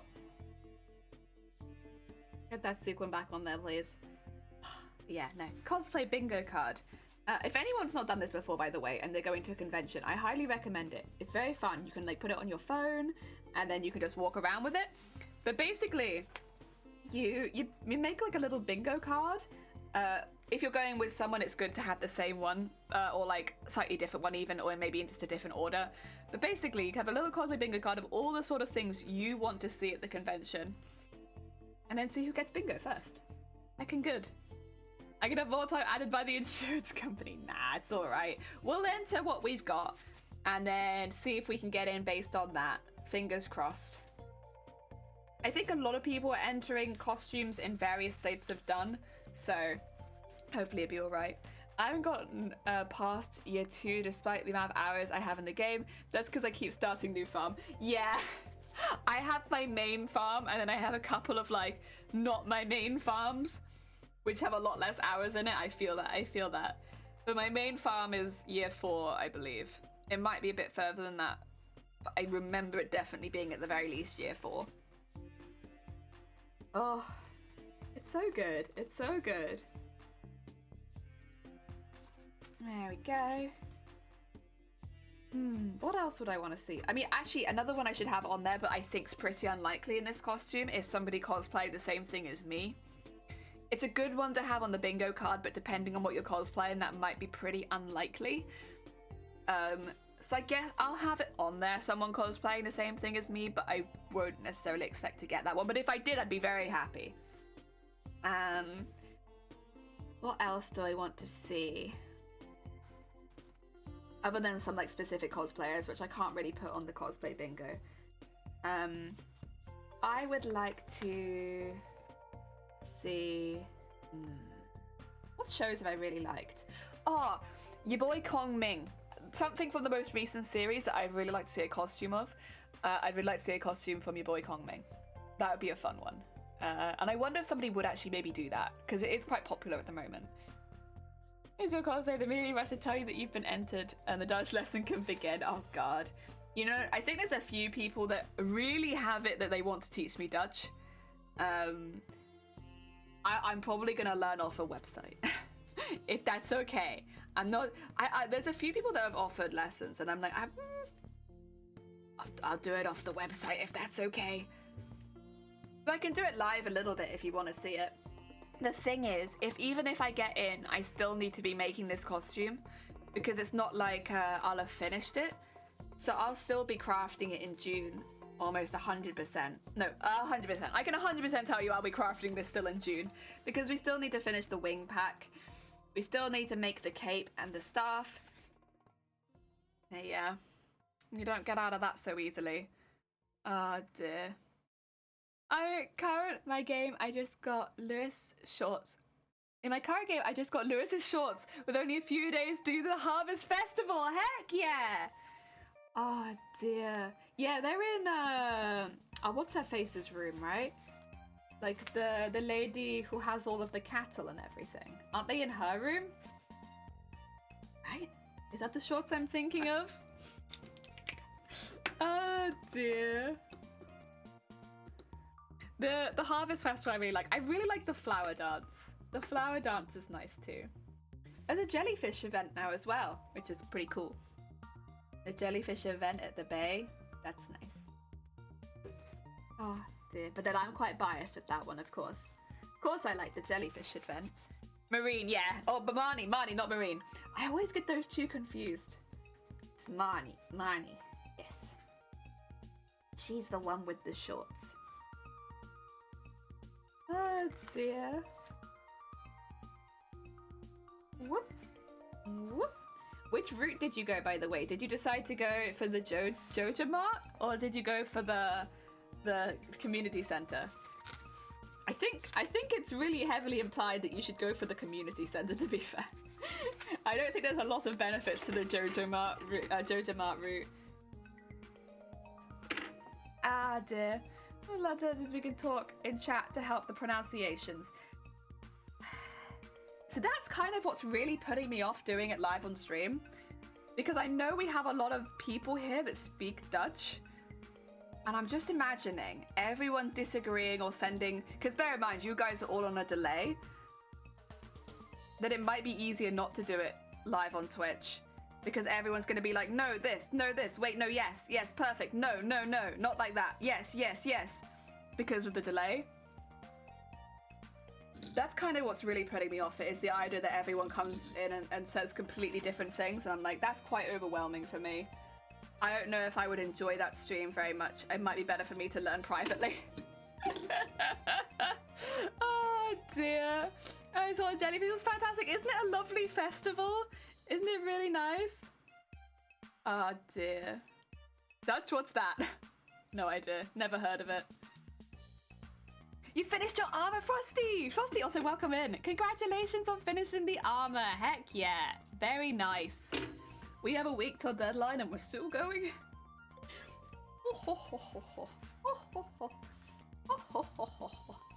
Oh dear, I won't do that. Well, if you're correcting my pronunciation, you're probably not the only one doing it, right? So they're probably, without trying to be rude, you would be doing that by accident, right? Because it would be you and everyone else in chat who speaks Dutch, which I already know is the third largest audience that I have. That's what's making it really intimidating, is I know that it's the third, like I have, or is it the second? It's America, no, it's America and then it's the Netherlands. So I'm like, I know there's a lot of people that could correct me and I'm quite happy being corrected, but I think maybe just learning with somebody I know who speaks Dutch and using online courses might be the best option, because that way the Dutch person I know can correct me and it's just one person and there's no lag. and that way I don't have to worry about it. Oh dear. I always do community center. I already work in the grocery store. I don't and I don't want to support one in the game. Yeah, and also they're like really corrupt, aren't they? In Stardew Valley. I mean, maybe they are in real life too, but I think they're meant to be pretty corrupt in Stardew Valley. Yeah, I made the Nerf gun rusty instead of making the whole prop. Heck yeah, why not? Why not? You gotta do what you enjoy. Heck yeah. Called to work. Oh, good luck with the work, Techno. I hope that it goes well. Yeah, I think maybe once I've done some learning of Dutch, then I come onto stream with it. Oh dear.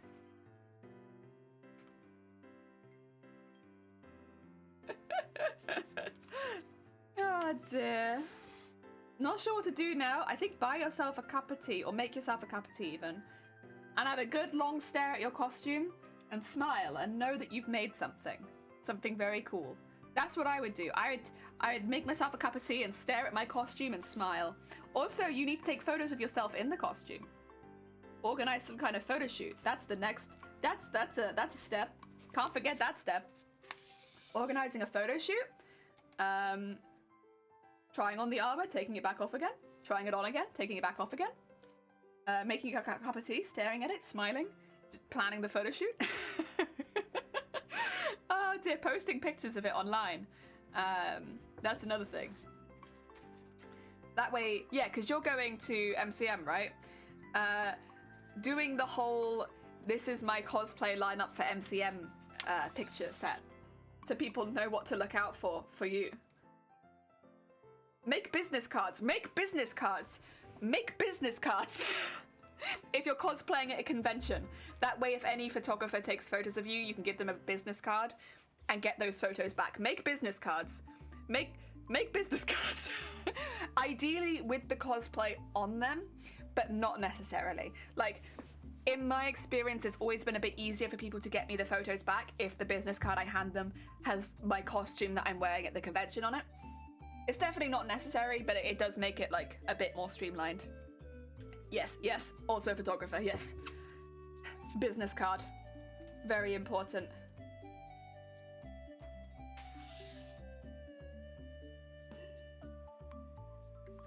I still need to make mine, but I haven't got photos of the costume yet. Sunkoi! Welcome on in. How goes it? How are all the scales looking? There were so many scales. My god. How are the scales going? Also, Sunkoi, have you made business cards yet? I was just talking to Frosty and I suddenly remembered business cards. Oh god, business cards. Shoot. I'm glad to have the photographs. Oh dear, heck yeah. I have Shiny help me with my photos. But I need to get photos before I make business cards. Oh god, the business cards, they strike again.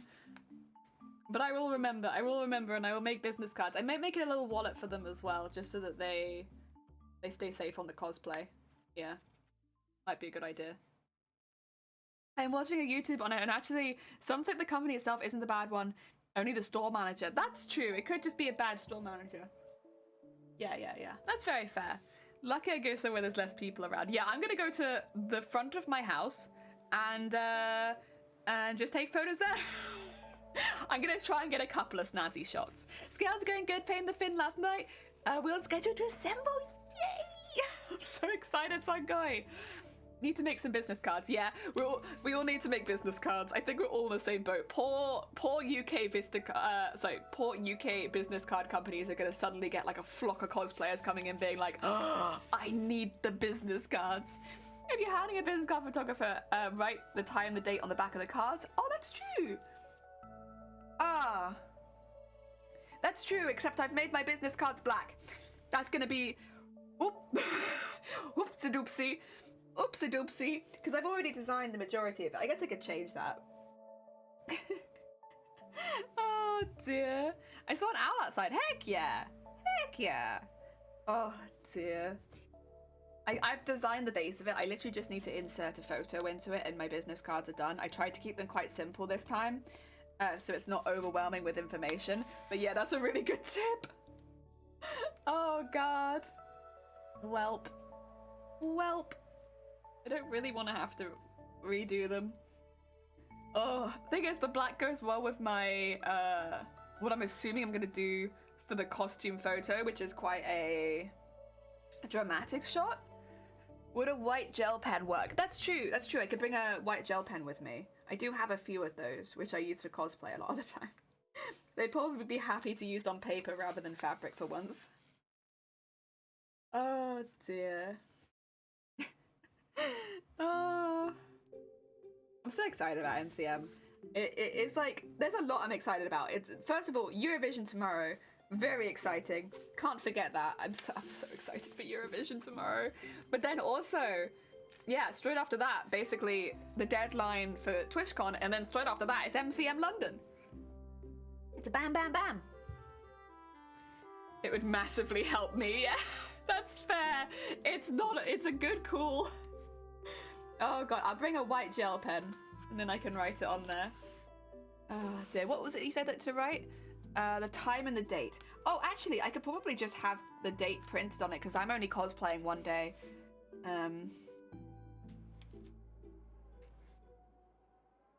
So I could just I could put the date on there and just leave a little box for me to fill in the time. Yeah.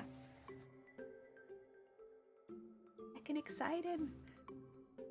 Ah, dear. That said, the most of the village is really shady if you pay attention to... Oh, the most of the village is really shady if you pay attention to Lewis especially. Oh. I'll be honest, the only villager I've really paid attention to is Elliot. I love Elliot. Elliot is my husband. I refuse to marry anyone other than Elliot. It has to be Elliot. He likes mayonnaise a lot. Oh dear. So it's gotta be Elliot. Elliot and his love of mayonnaise. Such a good beard and long wavy hair. Heck yeah. Are you just going to the Saturday for longer? I'm going all the whole weekend, but I'll only be cosplaying on the Saturday because it's quite what do you call it? I struggle to cosplay more than one day in a row. Yeah. I'm kind of expecting, to be quite honest, to be having a migraine by the end of Saturday, the start of Sunday. So there's a chance we won't go on the Sunday at all. But it's safer just to do the cosplay one day, just to try and keep me as well as possible. Oh, the SJS! Yo! What's happening? Hi, SJS. We are 1 week from cosplay deadline. My cosplay is not going to be finished in 1 week, but I'll have to take photos of it in a week and send them off and enter TwitchCon. Yes. The date and the character you're cosplaying if you haven't got imaging on the front of the card. I will have an image of the character on the front of the card. So I could probably just put the date on it, right, then? Because there'll be a big picture of the costume. Also, I will be honest, I doubt anyone else is going to look very much like me. It's not only have I made it in a very specific way, but also it's like very dramatic looking. It's predominantly pure gold with bits of purple. Oh dear, very sensible. Yeah, we stay safe. Oh dear, I wish I could marry Gus. Oh, we're just here with our Stardew Valley crushes forever. Can you work on it after the photos? Yes. So the cosplay guidelines say please enter finished or nearly finished costumes, and just take photos of them. You know, so the costume doesn't have to be finished. As long as it's like most of the way along, or they can see what you're doing with it, it should be fine. So that's why I am maybe not focusing so much on things like the cape and the spear, which don't so much show my sewing knowledge, and focusing a lot more on like the arm wings and stuff like that. And getting photos of the day. Oh my god, you're on it. Heckin' on it. I'm over here slow. Oh dear. Yeah. I will say one thing that's arriving today is makeup. So as most people here probably already know, I don't really wear makeup. I wear eyeliner. That's about it, actually. That's the only makeup I really wear. Sometimes I'll do colourful eyeshadow, but like not really. So I own no makeup. I don't own no foundations. Nothing for my eyebrows. 1 or 2 lipsticks, but a few of them are out of date. And so I've what do you call it? Bought some makeup so that I have in-date foundation and lipstick and stuff like that. Makeup very expensive. Oh my god. I spend like 80 quid on makeup. It's because I don't have anything, so I have to like start from scratch, but Jesus Christ, makeup expensive. Heck. How finished is the course right now? It will always be 69% done. Until it's finished, and then it'll be 420% done. Yeah, you got it, SJS. I guess they want to make sure people actually have a cosplay and not turn up naked to TwitchCon. I mean, that's what I do when my cosplay is not finished. I just wear nothing. I'm like, well, if I can't wear my costume, I'm going naked. You can't stop me. Oh dear. We have a nice area to shoot with lots of rock mountains. Heck yeah! Oh, that's going to be beautiful. New here, by the way, is this a butcher's knife? No, this is part of my Yu-Gi-Oh! Duel Disc. Oh dear. It's very sparkly and very shiny so that I look rich. More money than Kaiba. 10 out of 10. Nude. Nude! It's the only way. It's the only way. Yeah, if you haven't finished your cosplay, you're naked. You're gonna be naked. Oh yeah. Do I want to do another sequin or do I want to stop it there? I think I want to stop it there because it's really close to the purple bit ending. Now I need to go through and do the same thing on the other side. Flip it over and do the same thing. Heck yeah.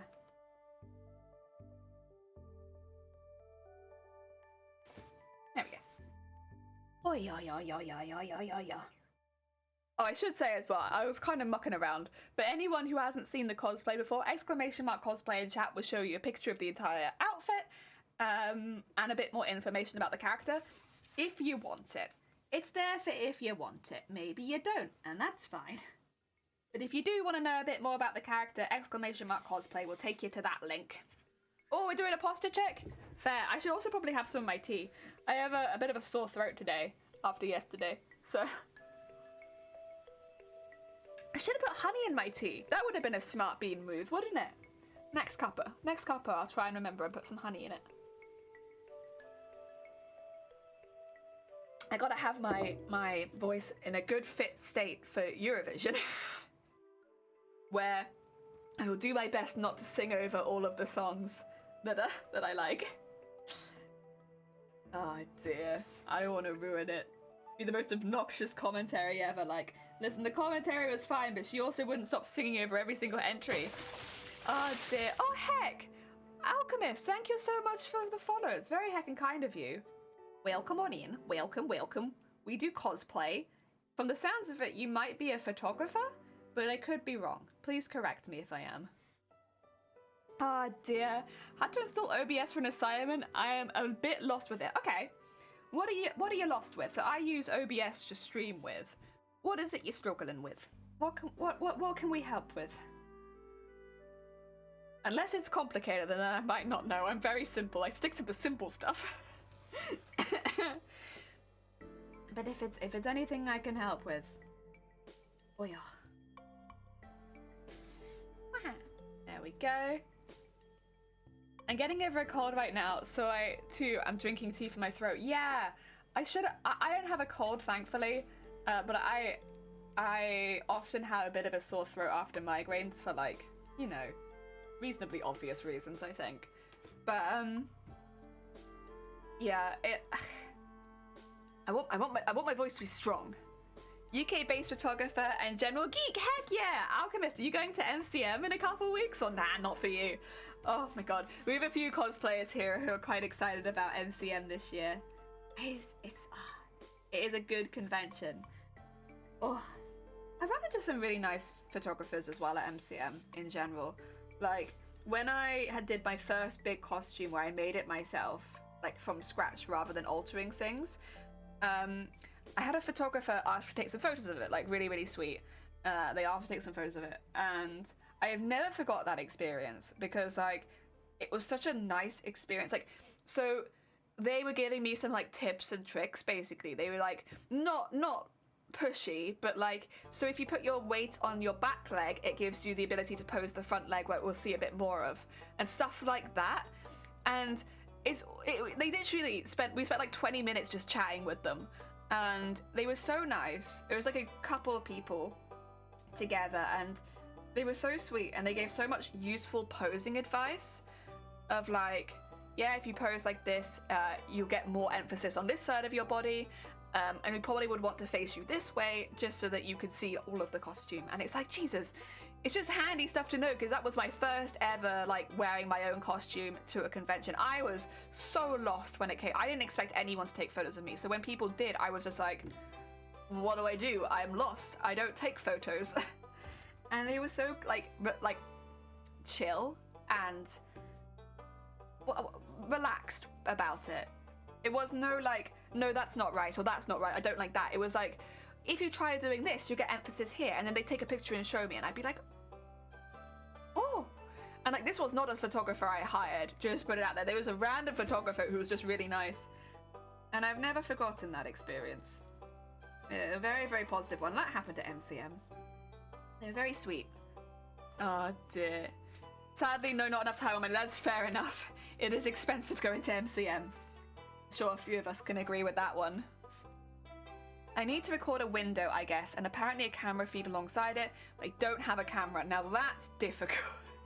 But you can get cameras pretty cheap off Amazon right now, because there's a bit more supply of it. And of course, secondhand ones on eBay as well. But even if you just needed, like, a low quality camera, you could probably buy one for like 20 quid on Amazon. And then you just do, if you add at the bottom, one of them will say display capture, I'd probably go for that one. You can do window capture as well, but I normally do display capture and just transform the size of it, to be honest. I think that's what I've done with a lot of mine. Oh no, I have done a window capture, ignore me. No, I have done window capture. There you go. Both is good. That's so nice. Glad your first photography was so positive. It was. Like, again, I didn't really go to the convention thinking anyone would take photos of the costume, because while I really liked it, again, you kind of get into your head with it a lot of like, I can see all the flaws of this costume, and I wasn't particularly confident at that point either. So it was like a mixture of like seeing a lot of flaws in my own costume as well as like not being a very confident person. And so yeah, when people were asking for photos of me, I felt completely out of my skin. Like, I didn't feel right about it. I was really, really nervous, like to the point of like wanting to go back to the hotel room. Not because any of the photographers are rude, they were lovely, but I didn't think people would be taking pictures of me, and it made me quite nervous because I don't like. I'm happy being in front of a camera, but I don't photograph well. And I never have. I never know what to do with my hands or my legs or my face. I'm very, very bad at that kind of thing. And like, I don't feel like I look good doing a neutral expression, so I don't feel like I can do it, but then I often do expressions that don't suit the character, right? I'm a little better now than I used to be, but it's one of those things, I think, where you just have to get used to it, and it's a bit of a pain. But that photographer made it so much easier, and like such a positive experience. Oh my god, heck, Frisco, welcome on in. How was your stream?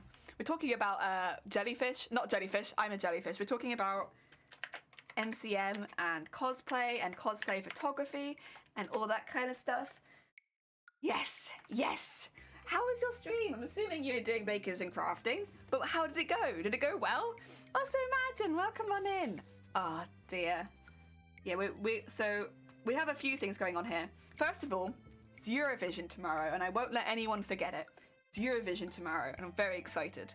But then also we have our deadline for entering TwitchCon next Friday, and then a week after that is MCM, which is a big, like, nerdy convention in the UK.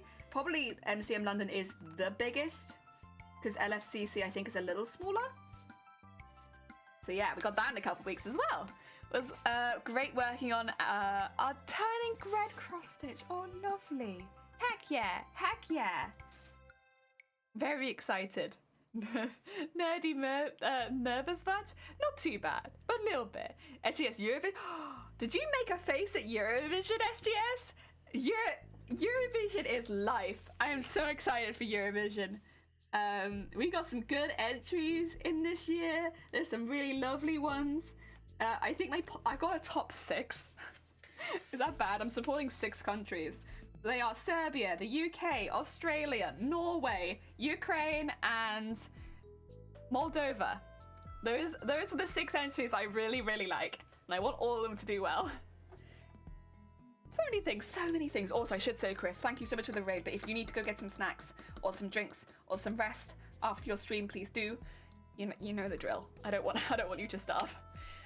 So it depends on the photographer at the con. There are those who are at the con for the con, or photographer who are there to network or sell prints and services. Yeah, exactly. There are definitely, I've seen and know other cosplayers who have like hired photographers for the event for like a certain amount of time to get some really good photos there. Whereas there are definitely others like that are just taking photos, just having a nice time. Like I would never ask a photographer to take my photo because like you don't know, they might be someone who's doing paid work there. But it's always very nice when someone does. Whether they be a photographer or just like, you know, someone who happens to have a camera. Oh dear. I hope we get photos done. Heck yeah. Oh, fingers crossed. Fingers crossed. I mean, I have Shiny with me who'll probably take some photos. But yeah, Eurovision is... You need a bonk for that, SJS. That requires 1 bonk. How could you? How could you? Gonna go make your dinner. Good luck with dinner. I hope it goes well. Heck yeah. And if not, oh well. Well, that's the thing, is like, I would always, if you can, because you can also ask other people if like, do you mind just like, if you give them a camera, just taking a photo of me kind of thing. But like, get at the very least some selfies, get some pictures in the hotel room, like take photos yourself as well. Also because that's a really nice like little document from like before the convention where, just as a heads up, a lot of cosplays will break a little bit at the convention. I am fully expecting my one to lose some beads, maybe have a couple of ripped seams. It's just really common in conventions that the cosplays do get a little bit damaged. They're so big, or they're so, you know, what do you call it? They're so busy, these conventions, right? And the likelihood of you hitting something or running into something or catching on something is really, really high. So, you know, the likelihood is that cosplay will break maybe a little bit, get a scratch on it, lose some paint, maybe some beads, some hems, you know, stuff like that. It happens. But, yeah. So getting a picture before you actually go to the convention, I would always recommend. Oh dear, I don't think I've ever watched. Have you not? Imagine. So, for anyone who is maybe not so aware of Eurovision, Eurovision is kind of a little bit like the Olympics of performance of song, but held in Europe with a couple of other people like Australia taking part, right? So every year they have semi-finals. They've already done both the semi-finals, and you end up with 25 entrants, which is 10 from each semi-final and the big five. The big five pay quite a lot into Eurovision, so they automatically get entered every single year, which is France, Germany, the UK, Spain, and Italy. Or they're in every year. But then, of course, the other 10 could be anyone. Everyone brings their own song performance. A lot of the time they're influenced by each country's culture. Some of the time they're just pop songs. Very much depends country to country how they want to enter that year. And what you end up with on the finals is 25 very different and unique but fun songs that then they get sent to the judges. The jury does half the votes and the public does the other half of the votes. And it's very fun. It's a very fun time because it's like nobody really takes it that seriously. It's very much just a silly fun event. So people have like big Eurovision parties where they get very drunk. The whole commentary in the UK is the most sarcastic thing in the world. But it's so fun. Ah, dear. I bought my armor together and glued it. That's fair. Our cons have walk around cosplay repair volunteers. Yeah, so they have like a repair booth at a lot of the conventions I go to where if something does break, you can go there. I mean, of course, I'd always recommend bring your own cosplay repair kit as well, just so that you have specifics to your cosplay should you need them. Like, for instance, I'll be bringing fishing wire because I might need it for the tail if any of that goes, as well as like threads. I won't be bringing any beads because I don't want to be beading things in my hotel room, but I'll be bringing fishing wire and thread for sure. But I can't bring things like tape and glue because it's not that kind of costume. I know how big it is. It just doesn't get me excited. I think the thing with Eurovision is it's about meeting up with other people and having a silly party.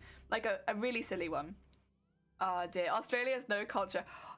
Imagine, Australia has one of the best entries this year. So while I would say it's probably not so much based on culture, their entry this year is based on experiences of being autistic as a young person. It's pretty good. It's a very heartfelt song. Like, it is like an individual singing about their experiences being diagnosed young and how it affected them. It's... Once you know the context of what they're saying, I mean, you know it's a rough something that they've struggled with anyway, but once you know the exact context of what they're singing about, it hits. It hits very hard. Oh dear. Dear me. How stressed are you about your deadline? Not really. I'll present what I have done, and we'll go with that. Like, that's all you can do, right? I don't really do con crunching anymore. I just wear what I finished. As somebody else who take a photo of my feels less intrusive. Don't like buggy people. Oh, that's fair enough. That's fair enough. Australia. I'll go fishing. I could also go fishing, yeah. Aussies aren't that bad, are we? I mean, I don't think it was about Australia being bad as much as it can be difficult to be autistic when you're younger and expected to be doing all the same things as everybody else in school, but maybe there's like some difficulties there. So I think maybe it's not meant to be like an attack on the Australian schooling system as much as it is just like the general experiences of somebody being autistic. Yeah. That's kind of how it felt. It didn't feel like an attack on anyone in particular. Yeah. Can you sit down in your cosplay armor? I can, but I can't sit on the floor. So I can sit in a chair, but not on the floor. For that reason, I've brought a fold-out stool with me. It's one of the ones that like folds into a disc and then pops up. Yeah. I mean, I would have bought that anyway, because I don't look disabled, but I am, and thus I kind of need extra support with things like that.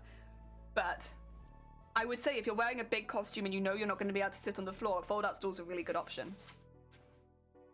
Ah, dear. Australian Eurovision proved my theory it's not a real country. God damn it. God damn it. No, Australia's entry is, I don't think it's in the top 3 at the moment on the bookies, but it's pretty high up. But it is very good. And it's going to speak to a lot of people, so. There's poo on the tail. There's no poo on the tail. These the pants you're wearing have pockets? Pockets are important. Where are you going to put your ticket? Where are you gonna have your money and your phone? It's important. If you don't have a handler. Do you have a handler, Frosty? You're doing quite a big costume, right? Do you have a handler? If you don't, I would humbly recommend one. No. Have a quick check of the rules, because depending on the size of your costume, you might actually require a handler. Just as a heads up.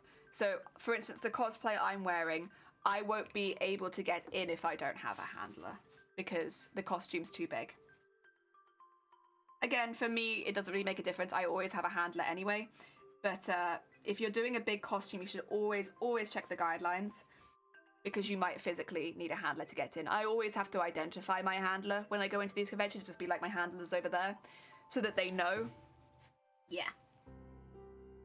It's because otherwise, if you're on your own, you could not only hurt yourself, but you could hurt someone else too. Yeah. So they won't let you in.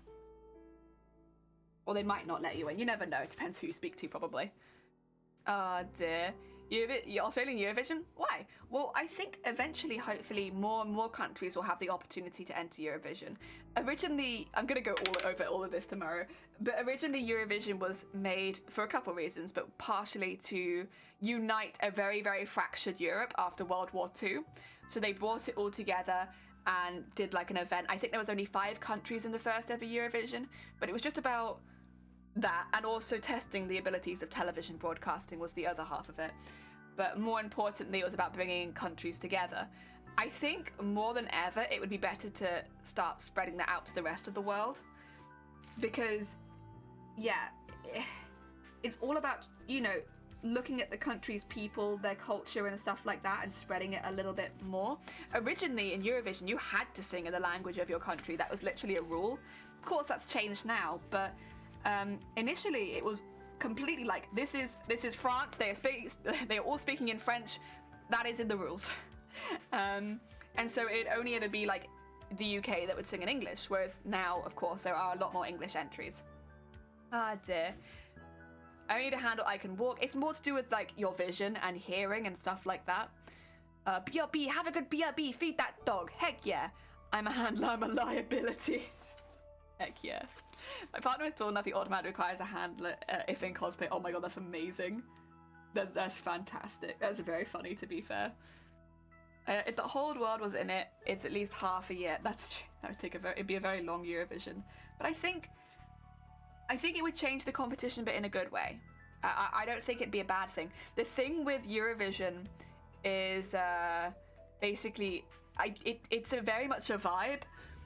It would probably be beneficial to properly broadcast in countries that might be interested for at least a few years first, to see if the country is interested in taking part, as in the public is interested in taking part.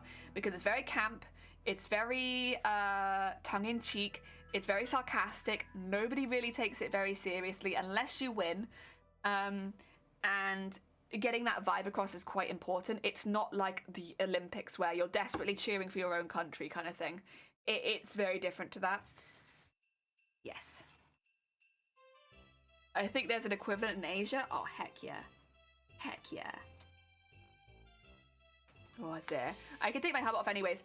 I mean, just check on the rules, Frosty, I would say, because it might, like, for me, I'm very mobile in my costume. Like, I don't really have it, other than being disabled, I don't have any issues based specifically on the costume. I can see, I can hear alright, but I can see just fine. And, you know, walking around is not an issue for me. And yet I require a handler to come into the show. Just because it would be a real shame for you to go and then not be allowed in. we only say for your own benefit. Double check the rules. See where you fit in the rules and if you need a handler. Because you won't get one once you go to the con. It's like someone you have to bring with you. Oh yeah. True, yeah. Oh yeah. There we go. In fact, I don't think I've done a costume at MCM ever where I haven't needed a handler. Because with the ball gowns and stuff like that, you end up being outside the perimeter. So I end up being too wide. And then I require a handler. Nearly every time. And like in a ball gown, you can move just fine. You don't have any issues with that. And yet I require a handler. Oh yeah. There we go. Nice. We're getting there. We're getting there. Slowly but surely, we sequin everything. I think it's like over 6 foot tall and or wide. Yeah, it's the width that gets me. It's 1.5 meters wide, if I remember correctly. But then you only need the costume also to... No, wait, it's changed, hasn't it? I thought it was like 1 foot away from the body in any direction as well also counts as that, which is why I count as someone who need a handler because of my tail. But also 1 foot away from the body in width is not very far. Yeah. Oh dear.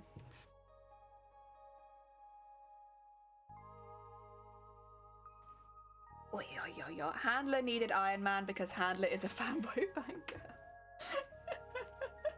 Oh dear. There we are.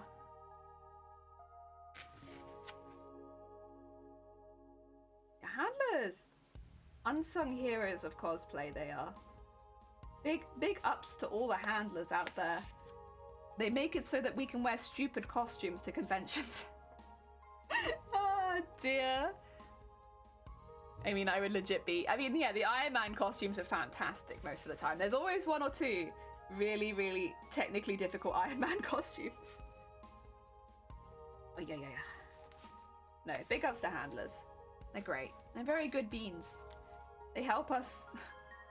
They help us get around. To be fair, Shiny is kind of like...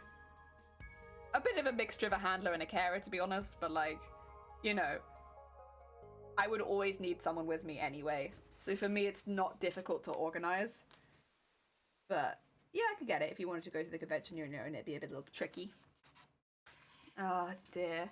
You're gonna get paid to be a handler? Heck yeah. Heck yeah. Very nice ad. Very nice. Oh dear. I enjoy seeing the cosplayers on comic book conventions I assist with. No, that's fair enough. I would probably be a handler if I didn't, you know, if I didn't require a lot of help. I'd probably be a handler. That is one thing that has actually made me a bit nervous. How to put this?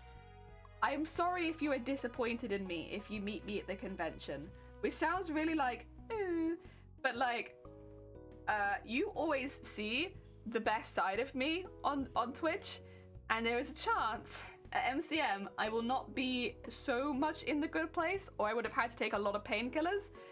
So I apologize in advance if I seem a bit weird or off or like not quite right on when you meet me, because it's not my intention, and I don't want to come across as rude or anything like that if I'm really spacey or anything. Yeah. Oh dear. Yeah, I don't, yeah. I think that's probably the only thing that makes me nervous, is if I do meet anybody that I've originally talked to on stream, which I probably am going to, because I've literally organized a lunch with a couple of them, that I worry that I'll come across very differently in person, and I don't want to. I don't want to at all, but you never know. Headaches and stuff are really detrimental to being a functioning human. Yeah, and I also, it really is quite embarrassing, have to sit down a lot. I don't like doing that, but in a costume and in quite a hot area, I probably will struggle to stand for a long period of time, which is not ideal and a little bit more embarrassing. And I don't want to seem rude if I'm just like randomly sitting down. I sure I won't take offense. Thank you. Confident and overwhelming at the best of times. They are. It can be quite overwhelming. They're very busy and everything like that. Ah, dear, I'm Dutch, so I don't really care. Heck yeah. Is also a Hufflepuff House of No Cares. Yeah, I think that's probably the only thing I'm a little nervous about is that. So I apologize in advance if I come across as a bit weird or a bit off, or if I'm not really focusing, or if I'm forgetting what you say. It's not my intention. Yeah, I think that's the only thing. I'll probably say it a bit closer to going as well, just so people know, because what I don't want to come across is that I'm not interested. This has been like the most annoying thing is like meeting my friends and like being spacey enough that people just don't think that I'm interested at all, like that I'm just like yeah, I don't want people to think that I'm not interested or I'm not having a good time.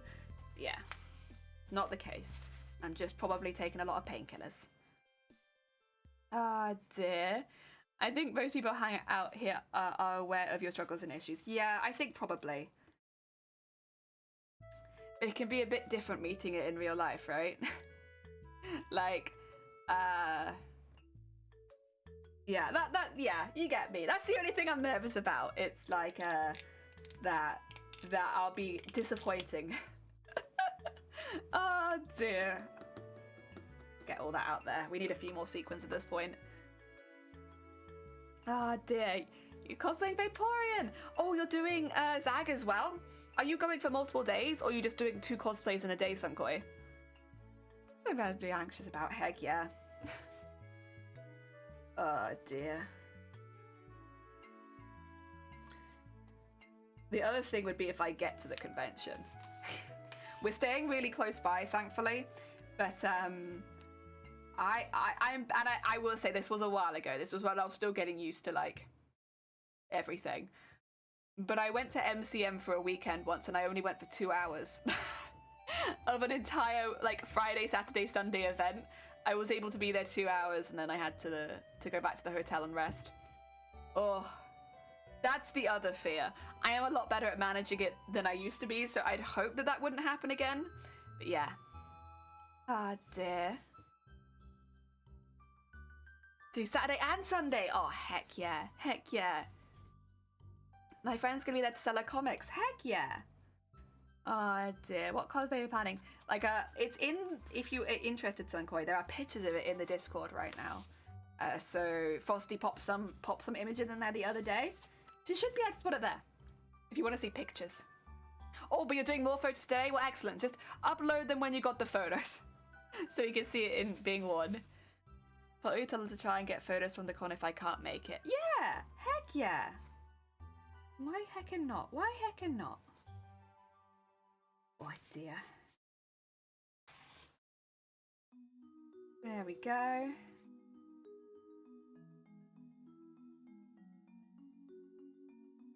We are. And through there.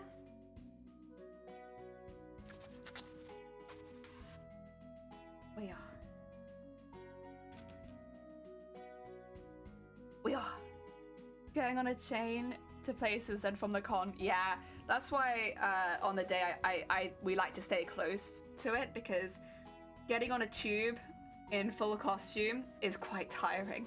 Like, it's very much possible, and it's always a very funny experience if you do it, because you'll get a lot of looks from people, but then as you get closer to the event, more and more people will be in costume, and then you'll have just a train tube full of people in costume.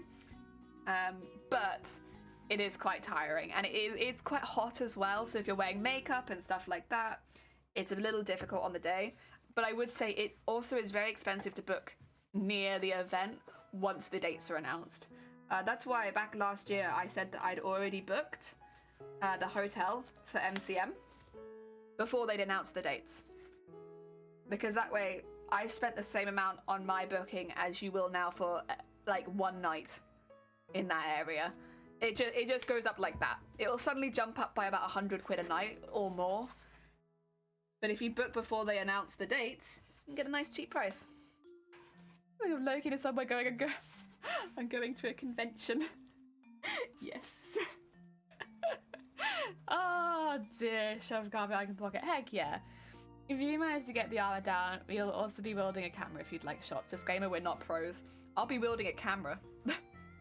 I'll be wielding a camera, except I can't really see, because my vision, if I'm having any kind of pain, and also I have hands that twitch when I want to do things. I'll be like, huh. But if you want the worst photographer in the land, here I am. Also, Glitter, welcome on in. Thank you so much for the heckin' follow. Han Sewist, autistic, I upcycle custom dolls and trash bash. Heck yeah! Heck yeah! Very heckin' nice. Welcome on in, we make costumes. A Final Fantasy cosplay. Moogle! Oh my god! A Final Fantasy fan? Are you a Final Fantasy fan? Listen, I am a Final Fantasy fanatic. Welcome on in, Moogle. I mean, I probably could tell just by your name, to be quite honest. I like Final Fantasy IX. Final Fantasy IX is my favorite. I'm making for Final Fantasy Tactics Advance this time, and I've done Final Fantasy speedruns. I legitimately just, I adore Final Fantasy. It is, yes. Big fan. Transporting costumes is always a challenge, it is. Oh dear, it's like Mr. Bean taking photos. Yes. I just called myself Mooga Super Giggles. Oh shoot. Damn it. Well, now I've exposed myself as a Final Fantasy fan. God damn it. Now everybody knows. Heck. Shoot, we'll retract the last couple of sentences. I don't even know what Final Fantasy is. I've never seen it. Oh, you're fine, Sunkoi. Enjoy the rest of your day. Take care. Terra is best day ever, and 9 is my baby story. Oh, so good. It's so good. I love it. Oh dear. Oh, sarcasm. Oh, thank you. There's a cow with the magical parents. Just good of you two seconds. That's like, honestly though, it's fine. It's fine. I'm used to missing things at this point. Unless you put like a capper after something, I'm like, serious? Are we serious today? Cool. Let me tell you about everything. Let me gush really quickly. Ah, dear. Heck. No, I'm a really big Final Fantasy fan. I absolutely love it. Final Fantasy IX is easily my favorite. But then I also really like 10, 7's good, I like 14, the MMO's wonderful, 15's fun, but like, you know, it's very different. But I like the fishing. The addition of fishing was lovely. Oh, yeah. Dear, always put S at the end of sentences so she can see it faster. It's alright. I think half of chat just like at this point using sarcasm while I earnestly talk about my interests and hobbies. I've been here long enough, Ad. It's alright. 2 years of this? I'm used to it. It's fine. It's all good. Ah, dear. I really do like Final Fantasy, though. I think it's fantastic. Oh, dear. Can you get green mesh? You can. Order it online. I had to buy all different sorts of colours for when I was doing Boobtober. Especially in meshes. For stretch mesh and stiff mesh. Oh, dear. Oh, dear, you're a veteran now. I am. I used to, once I got to play the game, I think 8 was the first one I really played. Heck yeah. Oh, dear. I used to watch a family friend come over and play Final Fantasy IX. And then one day they asked me and my siblings, they were like, do you want to play? Do you want to give this a go? And we were like, okay, we'll try. And we absolutely fell in love with it. And I would have probably been about 7, I think, at that age. Like, we were still learning to read difficult words at that point, right? And I think my sibling at the time was 5 or something. Like, we were young. And like a lot of the words were kind of hard for us when we first started playing. We'd have to ask about them if we didn't know, because we couldn't have the internet. We couldn't go look it up very easily. But it was such a good experience. I remember watching my sister sacrifice herself over and over and over again during the fight with Amaranth with Zidane. So we had the skill sacrifice, and it was a new skill, and she kept playing it and dying because she didn't know what sacrifice meant. It was really cute. Like, she came in to get me because I wasn't watching at the time. I was in my bedroom, and she came in and she was like, Jay, the character won't stop killing itself. And I was like, what's going on? It's because she was sacrificing herself. She was a heckin' sweet bean. I'd never be sarcastic about your interest. I appreciate it, Grubbit. I know that's not true, but I do. Actually, no, that is true. Because I don't think you ever have been sarcastic about my interests. Have you? I don't think so. Like the anime Princess Jellyfish, I've not watched it, but I've been meaning to. I have been meaning to. So much strange. 789 for me. I have a BB tattoo and a chocobo and a mog. Oh my god. I've always wanted the crystal from 9, but I just don't know where I want it. I'm picky. I'm picky about the spacing. Because originally I thought that was going to be my back tattoo, but then it was, and I got something else. What does massacre mean? I hear Final Fantasy on the Make It says, I don't have time for this and punches kids. I don't give a fuck who you are. Bam! You mean Strangers of Paradise? Strangers of Paradise. That's what that one is. That's the new one. I like the time where the girl's telling him her life story and he just looks and goes, bullshit, and then plays Limp Bizkit. It's 10 out of 10. 10 out of 10. Literally just go on YouTube and put like, I don't know, Strangers of Paradise cutscenes. You'll find them. They are so funny. It's kind of ridiculous. I need a crumpet. Get a heckin' crumpet. Heck yeah, delicious. Oh dear. What is for real? Haha. Yeah. Yeah. Oh dear. Says bullshit, walks away, plays Limp Bizkit, and walking montage. Yeah, it's exactly like that. It's so good. It's so good. Oh dear. That's so funny. There we go. Yeah, Final Fantasy, it has its ups and its downs, and depending on who you're talking to, a down can definitely be an up. Because, like, damn. Strangers of Paradise is something. One of the things I do as a nanny is having unplugged video game time, and, like, I only nanny for other disabled families, and they love it because it really is better problem solving and learning for the tiny people if you can't just Google and troubleshoot. Yeah. So, like, I have learned to mispronounce a lot of things. But I also learned a lot of things from playing that game. So, like, this really only came up on stream as well, which is quite embarrassing because I am now 26 years old and I was still mispronouncing words from Final Fantasy IX. But because you're still learning to read at that age when you're like 5 and 7, a lot of it you kind of just assume and make assumptions, and there's a lot of complicated words in Final Fantasies. And it was a really good way of learning. That isn't something someone made. No, that's the actual game. The actual game is, woman tells him her life story, he looks at her, says bullshit, puts in AirPods, and plays Limp Bizkit and walks away. Like, that is legitimately the game. I saw that and I originally thought that was an edit.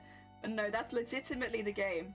Also, the main character won't let any villain dialogue. No villain dialogue. As soon as the villains try to say something, he's like, I genuinely don't care. And, like, he literally interrupts them and stops them telling him stuff. Oh my god. Like, all the villains are doing their dramatic dialogues and he's like, I don't give two shits, honestly. Oh, it's fantastic.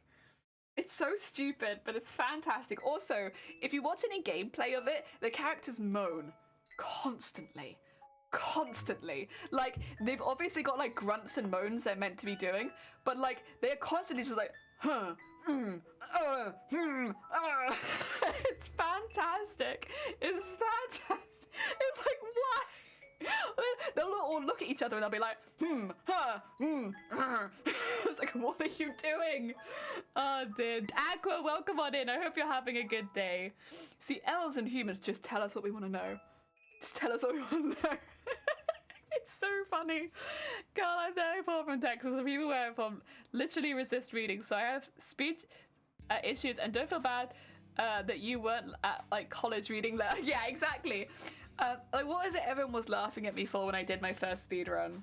Auto-Regan, that was the one. Because for me, it's as natural as breathing. But because that's how I've always said it. I had my whole chat be like, what is auto-Regan short for? And I was like, auto-regeneration. And they're like, and how do you say it? Auto-Regan. Oh my god. That got me. That got me hard. There was another one as well that I mispronounced, but I genuinely can't remember what it is. I know I pronounced Lobelium wrong. It's Lindblum. But that's okay. I added a lot of words to that. Aqua, what are you sorry for? I don't think... All you said is hi. You're all good. Oh dear, that's because of the language Japanese grunting. They were trying to make a polite game. But it's like 4 lads looking at each other grunting. There's like cutscene on a boat at some point where they're just like, someone says something and everyone's like, It's like, why? It's so unnatural. It's really funny, but it's so unnatural. Oh my god. I mean, I don't think anyone quite beats the bullshit scene. The bullshit scene is a 10 out of 10. Oh dear. Aizuchi, if you want a fun read. Aizuchi? Ooh. I don't know if I've heard of that. It rings a bell, though. Maybe I'll look it up. Maybe it's one I recognize, but I haven't read. Because you're human and flawed. Yeah. Well, also, Aqua, all you've done is come and say, hi, I'm sorry, I'm trash. For your own benefit, maybe this isn't the best place for you because clearly you're not having a good time. Like, I've only just met you and you've welcomed yourself in by saying, I'm sorry and I'm trash. I am getting a vibe. That's for sure. Mood. It's not a mood that I want to promote, though, if that makes sense. Yeah. Oh, dear. We get people coming in and doing that, and most of the time, I'm not trying to, assume anything. You might be a very sweet bean, but when you come into the chat with that kind of opening, I think you'd probably be better off ringing a helpline rather than coming into a Twitch stream. If you're having that rough of a day, that is the first way that you introduce yourself. I am not a therapist. I can't help you. What you can do is ring a helpline with people that are professionals. Yeah. And I will ban you for your own good. Heads up. Ah, dear. No trashing allowed. Boundaries, we love to say it. This is a thing I think people sometimes misunderstand in Twitch streams, is like, I'm not a therapist. Funnily enough, I have no PhD. I can't help you. I am not a doctor. There are people specialized who can do that. Please don't come into my chat and expect therapy. In fact, if anything, you'll probably need therapy after experiencing my chat. And not the other way around. Oh dear. I'm cosplayer, that's all, yeah. It's also, there is a word for it. It's called trauma dumping. And it's when people come into Twitch streams and literally just dump all of their trauma on you. And it's really not good. Because what it does is it expects the Twitch streamer, first of all, to be able to handle it. Like, oh yeah, you're gonna be fine if I just dump everything wrong in my life on you right now. But also it almost expects a Twitch streamer to be able to help, which we can't. We're not qualified for. So it's like a very awkward position of, if you are coming into stream and your first things are, I'm sorry, I'm trash, I'm bad, leave my stream and go seek help. From a professional, not from me. I mean this in no way as an offense. Like, I don't think you're a bad person and I don't think you're horrible, but quite simply put, it's inappropriate. And you don't know what the streamer is going through at any given time. And also, I don't know what you're going through. And I think better to go get, professional help. Go call a helpline. There are helplines in every country. If you could type into Wikipedia helpline, you will find an entire list of it. Yeah. Ah, dear. And she was like, I am panicking. We were like, then why are you on Twitch? And she got upset that we weren't helping her. It is a really common thing on Twitch. That's why I was like, guys, as a heads up, I think I know where this is going. We can't help them. They have to call a helpline. We can't help. We're not doctors. We're not psychiatrists, therapists. Well, maybe some of you are. I don't know. I'm not going to judge. But this isn't part of your job. Oh, dear. Qualified to eat dumplings and make cosplays. Agreed. Food and cosplay. And hydration. Eoden, welcome on in. I hope you're having another good day. And welcome on in, Sandman. Thank you for the hydrate. That's true. Maybe we could be doctors of procrastination. That. Oh, you said a thing up top? I can't see it. Would you mind reposting it? That's weird. Unless you changed your name from green. Everything has been green, except Shifty. Shifty's not green. I talk about mental health a lot, but all of my advice is to get support from someone. This is the thing. Like, I would be doing a disservice if I tried to help someone who is really struggling with their mental health. As much as it sounds like bad. Twitch streams are a great place to hang out, to relax, to, unwind, things like that. But if you're going through something genuinely really rough, they are probably not always going to be the best place to open up about your feelings, because there's no one there that can actually help and offer positive advice on a personal basis. Whereas calling a helpline, they can do that. Ah dear, so the jetpack is done, and I ran out of super glue, so my helmet is on pause for now, but I do have Velcro. Oh my god, it's so up and down. I don't have this, but I do have this, so we can do this, but I can't do this. Bless you, Sandman. Sandman, you're having a true cosplayer experience right there. Oh dear. There we go. Indeed, this is the way. This is the way. You're gonna be having a burba. Yeah. Important to have boundaries, yes. What are you doing, Sandman? I think, I could be wrong. I know Sandman has done some cosplays along the same kind of vein as you before, Eoden. I don't know about this one, I can't remember. But the good news, I have all pieces now, so it's just to put them together. Heck yeah! It's an issue that, because I'm planning my stream focus on mental health and safe place, I have a red flag. Hey mate, you've got a message that's important to you, number for assistance, as well as a point buy for 1k of self-love timeout. Says to go touch grass or smoke some, yeah. Oh dear. Like, I like to try and create a place that's people can have a bad day and hopefully have a little bit of a chill time within a bad day. What I can never offer you is therapy. Again, I think you're more likely to need therapy from my stream than get therapy at my stream. We have low standards. Doing well, thank you. Heck yeah, no, I know what kind of cosplay. Yeah, I think Eoden and Sandman, you might actually be doing cosplays from a similar vein. Mandalorian, yeah. I thought you were both doing cosplays from like a similar background. Well, which is all right. Yeah, it's right. It's all good. That's it. Oh dear. Yeah, I think I've said this before, but people who stream under the mental health tag of, well, first of all, they do a lot of very good work. It is a brave tag on Twitch to stream under because you definitely have to have those boundaries. But, I mean, everyone I know who streams under the mental health tags does a really heckin' good job. Like promoting charities, as well as like places people can go, making sure that it's a safe place for everyone to have a good time without becoming the therapist. Yeah.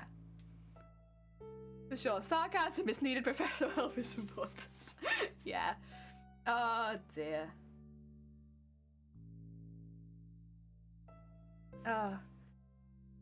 Sama is cosplaying as Amanda. Who is Amanda? Oh, a Mandalorian. I get you. I was like, is Amanda a famous person? I don't know who that is. Oh. Hurt by what was one of it better not rain. The UK. It's the UK. Oh dear. I love watching you Hanso sequence. I'm up with a rough tummy and it's, oh God bless you. Good luck. I hope your stomach feels better soon. That's pretty awful, honestly. Honestly, sicky tummy or like or just generally bad stomach is such a difficult to ignore feeling. Like, I can ignore a sore throat. Honestly, I can ignore a lot of head pain at this point, but I'd like to say I'm kind of like a professional ignoring head pain. But like, I cannot ignore a sicky stomach. Like, I can't do it. Like, I am a husk of a person if I feel sick. I go from like a bright, smiley, cheery jelly to like I'm just gone. I can't handle it at all. I'm big baby. Amanda Lorianne, yeah, there you go. Oh, we're in summer weather season. Heck yeah. But it's the UK. You know this. I'm also really good at ignoring hunger pangs. I don't often notice that I'm hungry until someone says something about food, and then I'm like, I'm starving. And that's it. Now I am starving. You've tipped me over the edge from not thinking about food to food being my entire brain. I got schedules though. Heck yeah. You're working on it. Well, good on you. Heck yeah. Oh yeah, we have a Discord. It's there. We're crafty. That's all we do. We do crafts. I'm so looking forward to taking proper photos of this as well. That's gonna be heckin' cool. Also, this is the awkward backwards and forwards sewing. Where did it go? Did I? Oh, okay. This is the awkward backwards and forwards sewing, where we have to keep flipping it over. Hard to gain weight if you don't eat, apparently. Really? Whoa. I had no idea. I thought you gained weight from just breathing too hard, right? Oh, dear. Nah, if you want... And also, even if you're not trying to gain weight or lose weight, it is important to have a nice food schedule so that you don't accidentally start missing meals or getting lost. Dear. Food! Food is the reason we have 2 food emotes at this point. I think you're feeling better at the moment. I'm glad. Honestly, Sticky Belly, you will never see me if I have even the mildest sicky belly. I'm like, no, I'm gone. I'm gone from the world. I've disappeared. Can't be doing it. Sorry. I will see you another day. Not today. I just can't do it. I've seen people stream where they're like, yeah, I was really sick this morning, but now I'm good. And I'm like, and you're streaming? Like, what kind of superhero are you? How are you doing this? I literally spend the rest of the day moping. I'm just like, You as off, you have to sleep, get some good Z's. Get some good C's. Hugs till next time. You see my toy photography, you'll be quite impressed. I am being a little hesitant here, speaking of setting boundaries. Just because, Frosty, you've been in my stream a couple times, and I'm pretty sure, even if we're talking about other things, you keep bringing it back to that. And I mean it as no offense, because I don't think you're doing it on purpose, but it is getting a little close to self-promotion style territory, and it's also a little distracting when we've... Listen, I could do one topic at a time. Oh, dear. You're pulling my leg. Oh, terrible, Eden. Terrible. Terrible. In this stream? Oh, dear. Figured I was already responding. It's too late to stop. Too far gone. About to turn into a frog and float in the tub with Magical Girl's sugary anime. Heck yeah. Although I feel like all the Magical Girl anime I've seen recently has been like Death Game Magical Girl, or like kind of similar to Madoka but not quite Madoka Magical Girl. Like, I have been missing a proper solid Magical Girl show in my life. Let's stick with cosplay then? No, I'm talking about Magical Girls. Heck off! Magical Girl time! I want to talk about Magical Girls now! I haven't had any good Magical Girl shows for a while. Oh dear. There we go. What is Magical Girl? So it's like a genre. I think probably the most famous ones would be things like Sailor Moon, where it's like the idea that everyone has an alter ego and they become Magical Girls to fight crime in the city or whatever. I'd say that's probably like one of the most classic examples of Magical Girl. But since Sailor Moon, there's been a lot of different renditions on the Magical Girl genre. And a lot of them have gone definitely more down the horror. Like Tokyo Mew Mew. Yeah. Like that one. Yeah. I know what Yoramushi pedal is.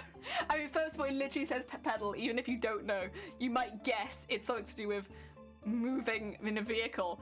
But it's a cycling. I know it's cycling. Exactly. If you want classical Magical Girl, Piri Para is simply wonderful. Ascendance. Also, yeah, Ascendance of a Bookworm. I know that one. Yeah, that one I'm aware of. But Piri Para, I'm not aware of. Tokyo Mew Mew. I never watched Tokyo Mew Mew, but I've heard a lot of it as an adult. Anyone who's watched Tokyo Mew Mew, is it worth going back with somebody who doesn't have nostalgia of it to go and watch it? Or do you kind of need to have watched it maybe as a kid to enjoy it? What do you think?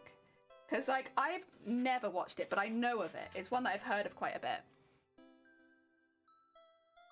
Get you in an anime that's wonderful. It's old school. Yeah, it's old school. It's the same as what I'd think of, like, Sailor Moon as, right? It's different, but still fun. Okay. The magical part of it. Yoramushi is also...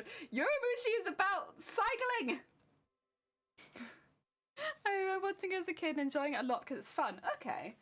Thing is, I like shows like that where you don't really have to think too hard and you can just have it on in the background. And it's a classic. It's worth watching. Okay. Okay. Oh. Wait. I'll allow that. I don't actually know what would have got caught there. Do you watch English or Japanese version though? So most animes that I pick up these days, I watch subbed. But Sailor Moon, I watched when I was a kid on television, so it was dubbed. Most of the time, I do sub these days. It depends, though. It really depends. Because I like watching things on like Crunchyroll and stuff like that, so they tend to come out in subbed first. Yeah. Ah, dear. Once you get into it, you'll understand. Am I gonna be just watching a cycling anime where I'm like, this? Oh, I was actually speaking of magical girl ones. Does JoJo's Bizarre Adventure count as a magical girl anime? I'm just curious. Just curious. Can JoJo's Bizarre Adventure be magical girl?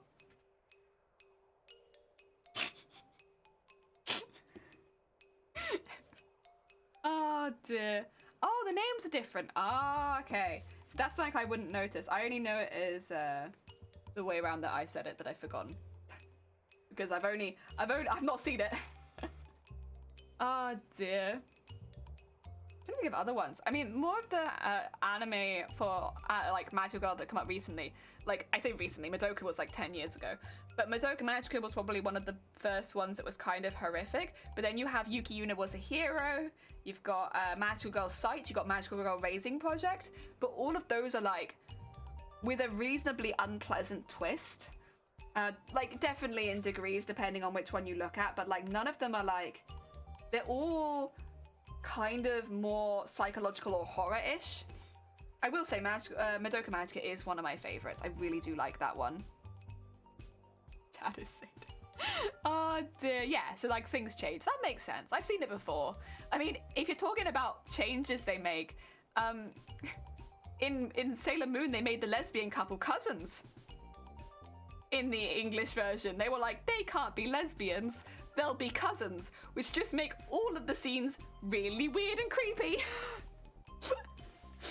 Yeah, I was gonna say, if you're talking about changes between English and Japanese, that's gotta be one of the biggest ones. Oh dear, there's a pronunciation thing there though. Hi, JoJo is a magical anime of the queer community. Yes! Oh dear. I posted a link in the anime channel, now you can check it out yourself. Oh, thank you. Oh, thank you. It's very kind of you. Maybe if I ever want to watch a cycling anime, I'll watch it. Oh, dear. Yeah, blood and such. Yeah, blood gets censored a lot. I've seen the pink squidgy blood. The Pepto-Bismol blood. I've seen that. I've seen Tokyo Ghoul, where half the screen is just black at all times. I saw, oh, what's it called? The one with the cockroaches on Mars. What's that one called? Does anyone remember the anime with the cockroaches on Mars? Where all of the soldiers are like infused with insects or animals? Does anyone remember that one? I remember the censoring in that one, where a head was cut off, and they put a little bar over the neck, and they put a little bar over the head. Except they were like several meters apart. Oh, don't mean to duck out. Oh, have a good luck, Ad. Take care of yourself. I know you're at work. I hope work continues to go okay. Oh, and Glitter, take care of yourself as well. Look after yourself. I'll just be here thinking about whatever that... I can't stop thinking Mars Attacks, and it's not Mars Attacks. Mars Attacks is not an anime, but I can't stop thinking of Mars Attacks, but that's not what it's called. It is like... It is just like a show where they have giant cockroaches. I guess maybe that could be like a magical girl show though, because all of the soldiers are infused with some sort of element of like insects or animal, which makes them much stronger. Is that a magical girl? Terraformers! That's what it's called. Terraformers. Terraformers is my favorite magical girl show.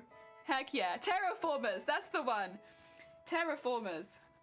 That's such a good magical girl show where all the soldiers are infused with like insects or animals, which makes them super strong soldiers. Parasite? I don't think Parasite would count as a magical girl show, because although it doesn't really follow like, I don't know, it doesn't follow a lot of the cliches. It's more like a psychological, I'd say, like just pure psychological, especially as the series goes on.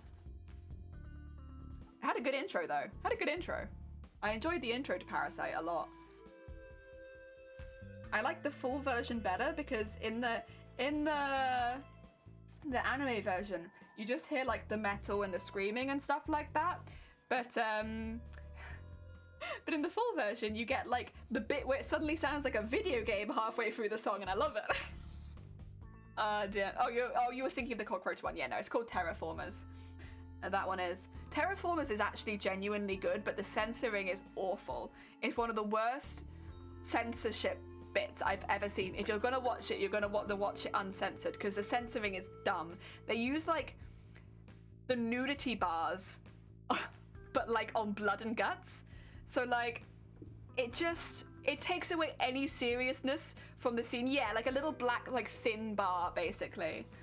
But like, it takes away a lot of the seriousness when you're looking at someone decapitated and they've got like a little bar over their neck and a little bar over the bottom of their head.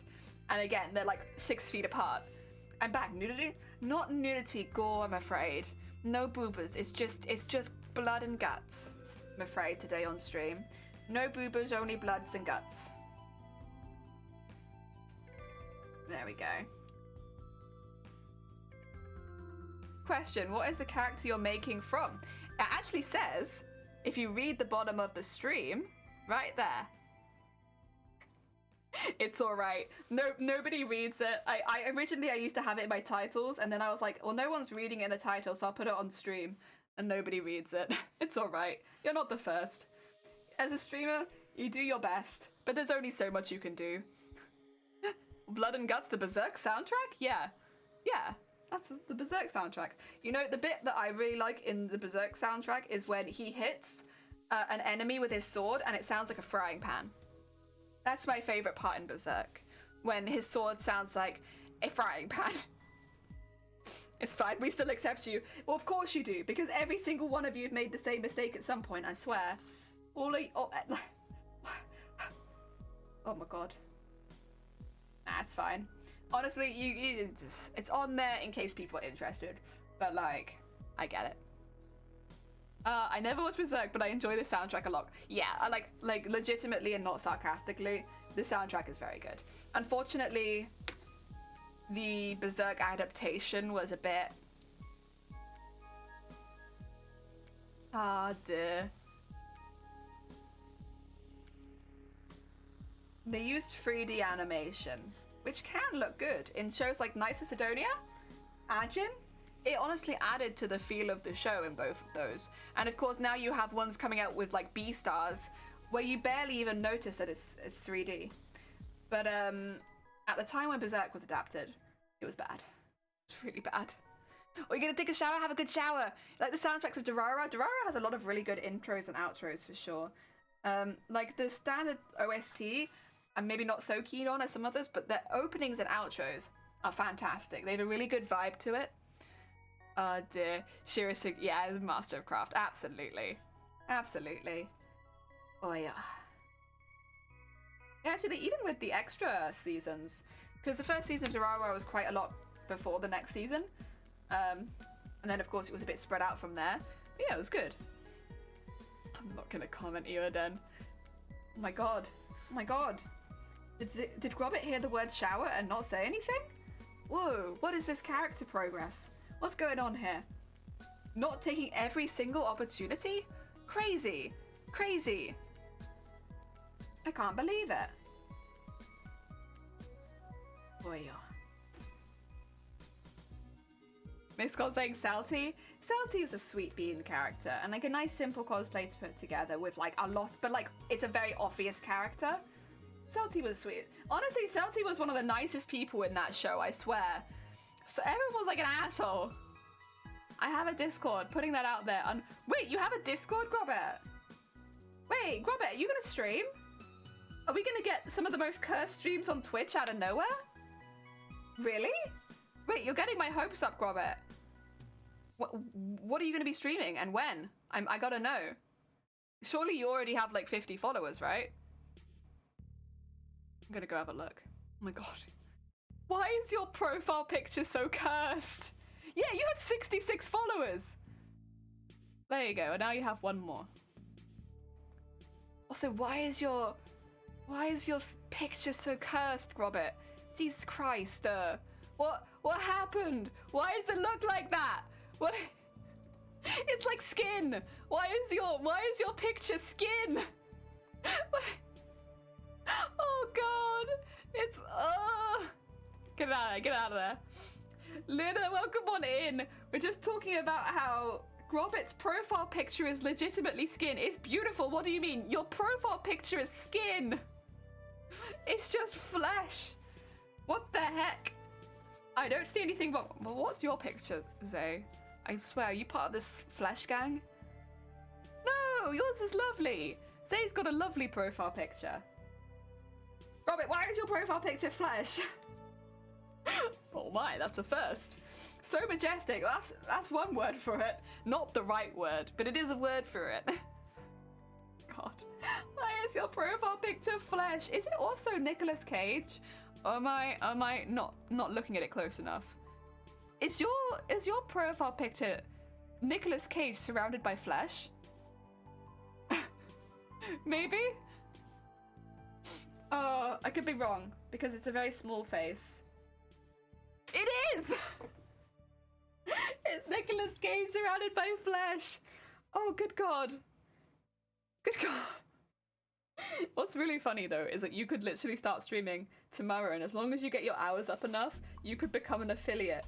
You could randomly have flesh emotes at your disposal. That's too much power, Grobit. That's too much power. Oh dear. There we go. I have returned. Welcome back, Hut. You missed an enlightening conversation about flesh. Goddamn. If anyone was hungry, I bet they're not hungry anymore. Oh dear. Wow. Does Nicolas Cage still act? Or has Nicolas Cage stopped acting now? I feel like I haven't seen them for a bit. I feel like ribs for lunch. Oh, good God. More flesh, more power. Nicolas Cage flesh. Specifically, sorry, I should have specified the flesh. Nicolas Cage flesh. He made a film by himself, like a documentary.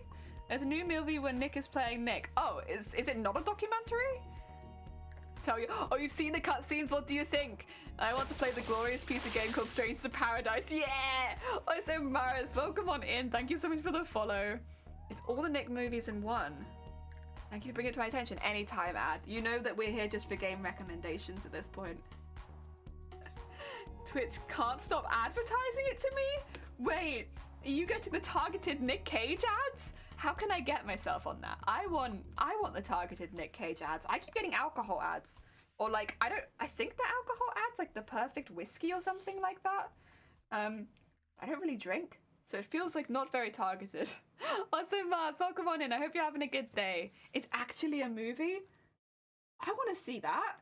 How much Nick Cage flesh is in it? Because that's important to me. He was in Into the Spider-Verse. Oh, I forgot that was a not a cartoon, but animated. I was imagining the characters of Into the Spider-Verse with just Nick Cage in there, and I was like, where? Where was he? He was the noir guy. Oh, that's kind of cool. That's kind of cool. I keep getting rugby ads. I don't know. I don't like rugby. God. None of us are getting correctly targeted ads, except for the people that are getting the Nick Cage ads. Those people are very lucky, and I envy them. Done a lot of animation. Oh, okay. And it was an Astro Boy. I don't know so much about that one. I watched Into the Spider-Verse, probably one of the most up-to-date movies I've seen. Oh dear. Nick Cage is such a character. Oh dear, but I guess it kind of makes sense why he's acting in animated ones more, because it's not like he's bad. It's just he's kind of got a bit of a reputation, right? Oh dear. Right. Ah, nice cuppa.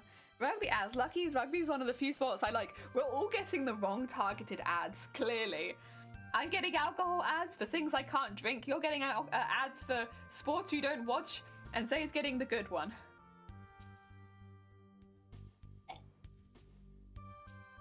You'll envy us until you realize Twitch keeps showing that. Yeah, it does. Like, I feel the same because every single time I get this whiskey advert, and like, I don't think I've had another ad. Oh no, and audiobooks. I am getting audiobook ones where they like read like the first 10 seconds and then the ad is over. I've been getting that one a lot too. But yeah, it's the audiobook ads and the whiskey ads for me. And I do like audiobooks, but I'm already a customer. So like, I don't know, you can advertise to me, but like, I'm already there. Like Twitch advertising Twitch on Twitch. We're here. We're already here. I'm looking around while I rearrange my craft room once done. Oh, bless you. Well, good luck with the moving things. Honestly, I find like organizing the craft room to be very therapeutic, personally. That's a nice one. It's a lot of work, but it's nice. Kicking it as a cat food. I don't have pets, and I don't like cats. Oh my god. Like, Twitch's ads seem to be like all over the place. No wonder they're not working. I got so bad I had to install an ad blocker specifically for Twitch. They're really shooting themselves in the foot. The thing is, I fully understand, like, Twitch can't run without ads. I get that. Like, you know, most television programs and stuff like that, and YouTube as well, all need ads to survive. But when it's the same ad over and over and over again, you don't... It kind of has the opposite effect of making you want to avoid the product. Of, like, you know... I've seen this so much, I now actively dislike it, you know? Yeah, I'm all for ads being on Twitch, to be quite honest. Even though as a creator you don't really make a lot of money off them, if it keeps Twitch running as a platform, I don't really care. But having it be the same ad over and over and over again, it's like... It turns you against the products. Targeted ads actually make you hate ads left. Yeah, like, if you want to advertise to me, like, hobbycraft, snack boxes, things like that, that would make a lot more sense for me. Because, you know, that's my search history. My search history is food and sewing supplies. Like, and that tends to be more, although actually I still get advertised TikTok on YouTube. But, that tends to be more what my targeted ads are. Yeah. I legit avoid stuff in ads. It just bombards me because there's less this sour feeling of annoyance with the product. Exactly. Again, I'm not saying that any of these platforms shouldn't have ads. It's important to, like, you know, for the website and everything like that. But when it's one ad, you do the Twitch ads, it just isn't the same ads, but it can also cut content from you. Yeah, I guess that's why they have the subscription program, and I do understand that too. Because the thing with ads is, there are some ads that, like, are just better than others to have, right? But having some sort of button, maybe like rewind 30 seconds. Because didn't they get rid of the rewind button? Or am I wrong? Yeah, I think they got rid of the rewind button. Which is good for someone who gets an ad midstream. Because then they can rewind to make sure they've not missed anything, right? That's a really useful thing. Also, Feathered, welcome on in! How goes the crafting? Are you excited for MCM? We're very excited. Oh dear. Ads from games or MMOs and ads and spoilers. Like, oh yeah, if an ad has a spoiler in it, it doesn't matter where you see it, screw that ad. That sucks. Other important, but goodness, I had the Intel laptop ad for a year now. Yeah, I still get advertised TikTok on YouTube.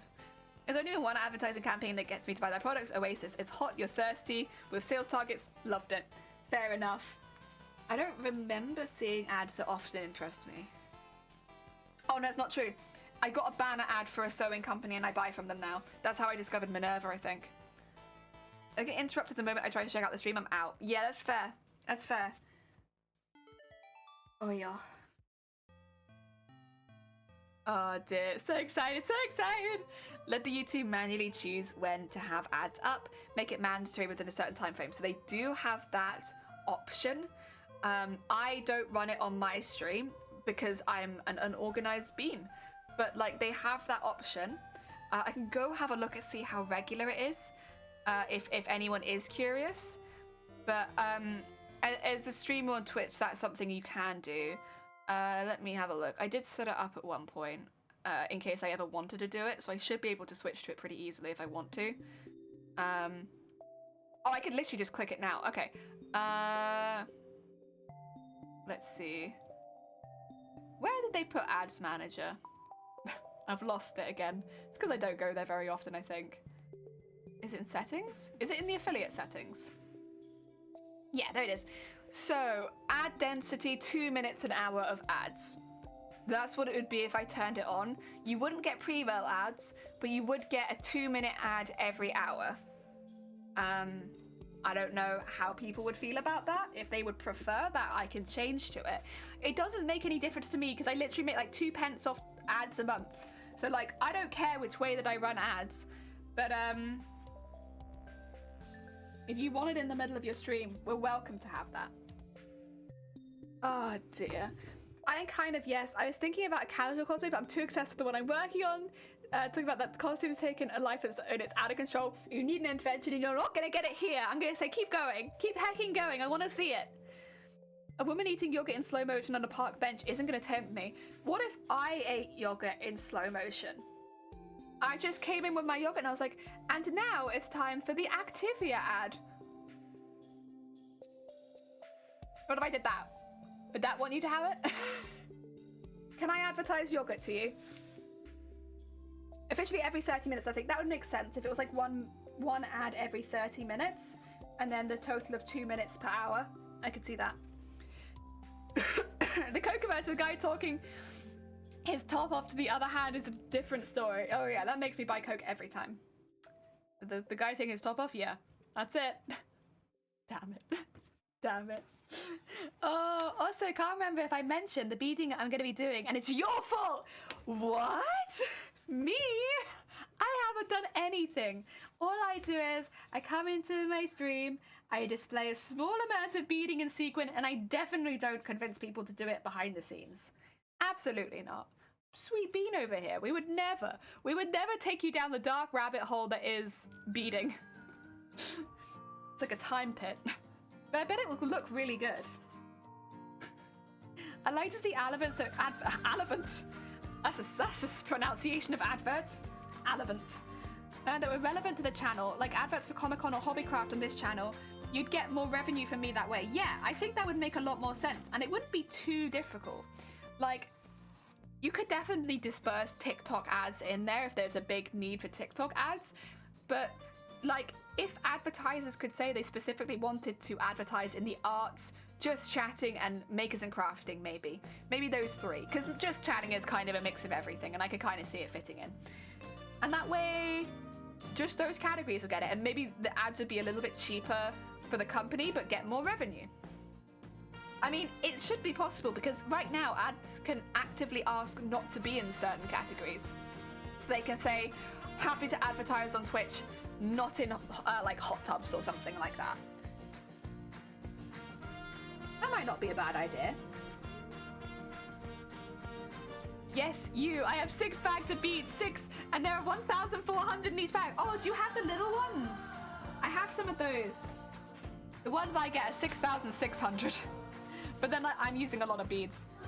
Are they these like little like suspicious looking bags?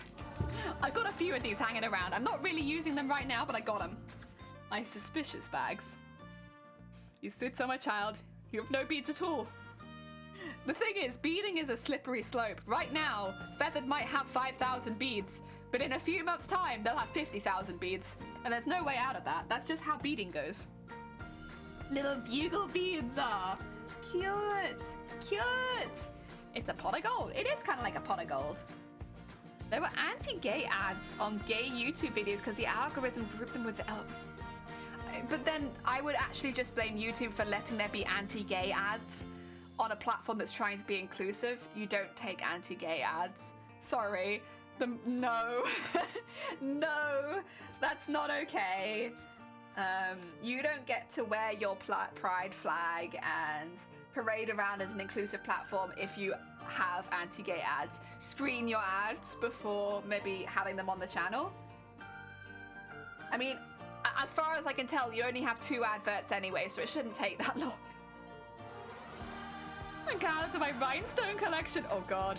Oh, the sparkles. I mean, I have mine in the side in little pots. It's very satisfying because, like, right, you can buy these on, like, Amazon for, like, £8 for, like, 50 of them. And they're just little pots and I put all my beads in them. And it makes me very happy. Managed to avoid the bead black hole, but I feel myself slipping. It is a deep, dark descent into beaddom. It's very bad, but it's very good. The whole anti-homophobic is discrimination BS.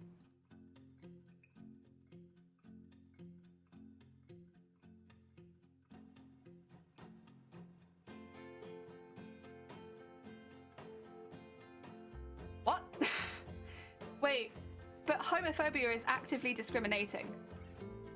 So anti-homophobia is anti-discrimination.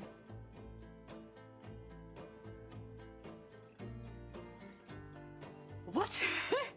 I'm gonna get my pretty sing around today. Heck yeah, get that pretty sing around. Take some pictures of it, send it us. Dress it up, nice. I'm actually on Amazon looking for red beads. Are you looking for seed beads? I can recommend a seller if you're looking for seed beads. They do them very good price in big packets. I'll see if I find it, because I should have one of them in my basket. I have one of them in my basket at all times, basically. I always have them in my basket. I'm terrible. I'm like, I'll want this at some point, so let me just put it back in my basket really quickly. Do they have red? They have red? If I search by the brand, I should be able to find if they have red. Oh yeah, there they are. So, I can't exactly show you because I've used a lot of them already. Oh, wine red. Ooh. Ooh, do they have wine red? Okay. Excuse me, sorry. Please ignore that. God. Oh, I can't see any wine red. I can see red. I'm sure they should have it though, because they really do a pretty dramatic range of colors. A bit more brown than wine. I've seen a few reds, but none of them are quite right. They're all right. They're not my favorite. They're okay. I don't like those ones that much.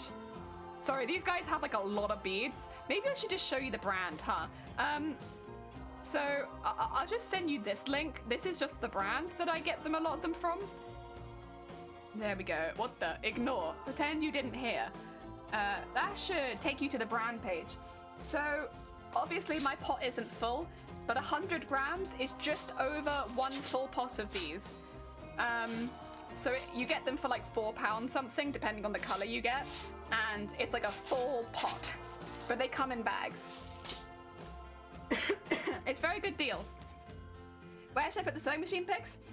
You could put them in cosplay and sewing. You could put them in cosplay ideas. You could put them in general chat. You could put them in live stream chat. Up to you. I need to take my trim to Hobbycraft as I need to color match. But please do share. Oh yeah, if you ever need beads in the future, I get a lot of them from there because the gold pack of 100 grams, which is what I've been using a lot of. I've been using a few others as well, but like that's probably the main one. It gives you so many beads. So many. And it's only like £4, so remains relatively cheap. Heck yeah. Go. If I could have got all my beads from them, I would have, but unfortunately, that was not on the cards for me. Are you going to give me sewing machine envy again? Probably. Probably. That's okay though. That's okay. Listen. It just means we both need to buy another sewing machine. No problem. Not an issue. We just need another sewing machine. Ah, dear. Oh, there's a Discord. Put them in cosplay and sewing. Heck yeah. 1 week. Can you make it? Zint, I can definitely make it to the point of getting a photo. Even if the costume isn't finished, I can definitely get a photo after a week. Yes.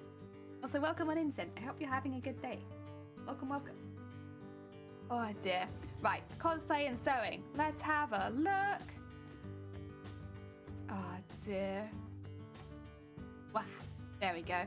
Wow. Ah, the table. Oh. Oh, look, it's so pretty. She's so pretty. Oh my god. There she is. Stunning, stunning. Oh dear, nice. Husband unit will either unalive me or divorce me. Me too. But listen, it's important. I don't have that machine yet. Oh dear, doing great. Been watching some shows on Flicks and eating. That sounds pretty damn nice, honestly. That sounds like a heckin' chill time. We're just sequencing very, you know, it's slow work, but it's nice. Doesn't take too much thought. It's pretty good. We're getting there. Heck yeah. Honestly, I could kind of do with a snack. I might eat some nuts really quickly. Because I have some nuts, like chili, sweet chili nuts. And they're pretty damn good. And they're like a little boost of energy, they are. There you go. Oh yeah.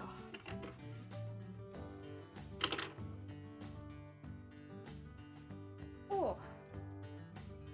This one is basically pristine. Even the electric conversion was brand new in the box and it's original. That's very satisfying. It's very satisfying. Heck yeah, she's a beauty. I had the Plath version of her. They're like cousins. Heck yeah. Right, I want some nuts. Little energy boost, please. Please, please, please. Small energy. Oh my god.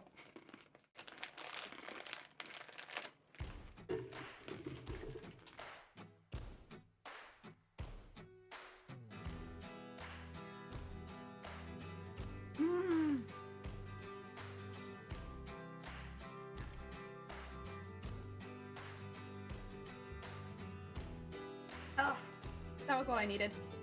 They were a lot crunchier than I thought they'd be, though.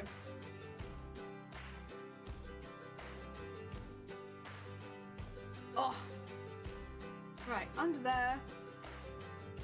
Okay. We're getting there. We're getting there. This is the most difficult part, and we're doing a good job on it.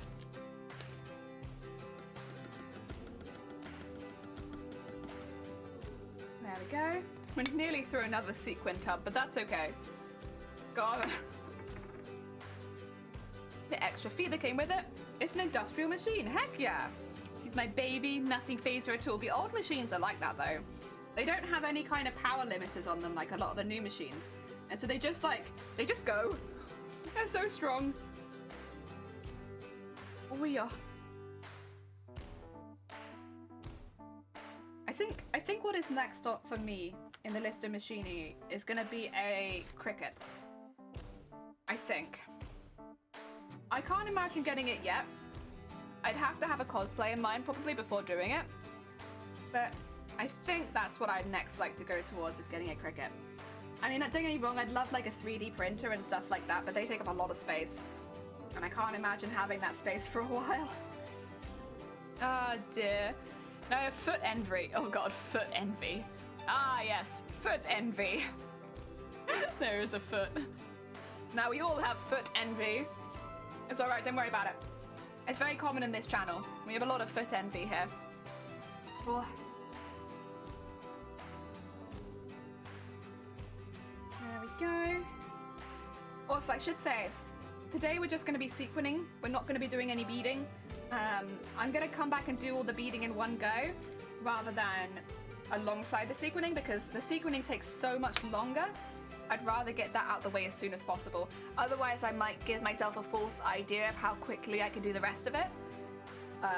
Yeah, because of course, the beading goes so much faster, any parts of beading speed by, but then with the sequencing, it's very slow. Sorry. A little bit of a cough. Oh dear. Well. Oh yeah. There we go. Oh, Feathered! Have you made business cards? I'm here like everyone who comes in for like who I know might be going to MCM. I'm like, have you done your business cards yet? Are you business carded up? Only because I forgot. And I'm like, I wonder how many of us are going to forget. Oh dear. And I guess Hut will need business cards for TwitchCon. Although you got a bit more time though. That's not till July. Me and Feathered have got like 2 weeks. Actually, yeah, it's 2 weeks today to get business cards done. Business card for TwitchCon, is that a thing? So, if you're a cosplayer and you're going to a convention in cosplay, I would always recommend make business cards. The reason is, basically, if people take photos of you, they give you a business card, you give them a business card, and it just makes it a bit easier to find each other. That way, if anyone does take pictures of you, you can get lots of more pictures after the convention is over.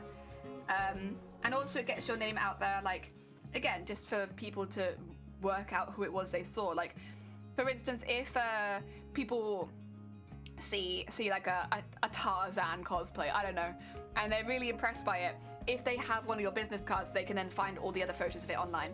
Yeah. Really good for sharing that around. Which day is the meetup for people entering TwitchCon? Oh, I'm not doing a meetup for people entering TwitchCon. We're just doing like a bit of a cosplay meetup, and it's on the Saturday. On the Saturday. It's not specifically for TwitchCon. It's more for people that we've been chatting to for a while, so that we can meet up in real life. Never made cards before. Get on it. But you said you're taking the pictures today, right? So you should be in a good place to make them. I mean, the ideal is if you have a picture of the cosplay that you're going to be wearing to the convention on it, because that way people can find you really, really easily. Because bear in mind, a lot of people take hundreds of photos, and you might only be one of like 500 photos. Yeah. I think the cosplay community is very grand in England. It's not as big as in France and Germany, I don't think. But we do have some definite, like, we have a lot of passion behind cosplay, I would say. And like at MCM, a lot of people do cosplay. It is the majority of people, I'd say. They go to MCM will go in cosplay. But it's not as big as some other countries. Can't afford to go to Comic-Con for the whole weekend, so I'll probably just pop along Saturday. That's fair. Hey, if you can go at all, that'd be awesome. I wouldn't call it grand, but it's pretty passionate here. That's what I'd say. It's passionate. But it's not... We're not France or Germany, I'd say. But hey, it doesn't mean that it won't become bigger. Yeah. And I'd still say at conventions like MCM, there's a big cosplay influence. Like very, very big. Have we decided what time and where yet? So the decision is going to be that I am going to send out a message to everyone, because we've invited people that we talk to a lot, basically. So Sunkoi, Hut, I suppose if they can come, yourself, and Amazonia. We'll give the time on the day, because the thing is, Amazonia is taking part in the Crown Championships, so they might need a bit more flexibility. But it'll probably be lunchtime, so around midday on the Saturday. I think probably. It just, we might have to wiggle a little bit for if Amazonia is competing, because of course that comes first. The rest of us are just there having a good time. Oh dear. Amazonia's coming. Yeah, something to cheer for. Exactly. Are you gonna watch the championships of cosplay?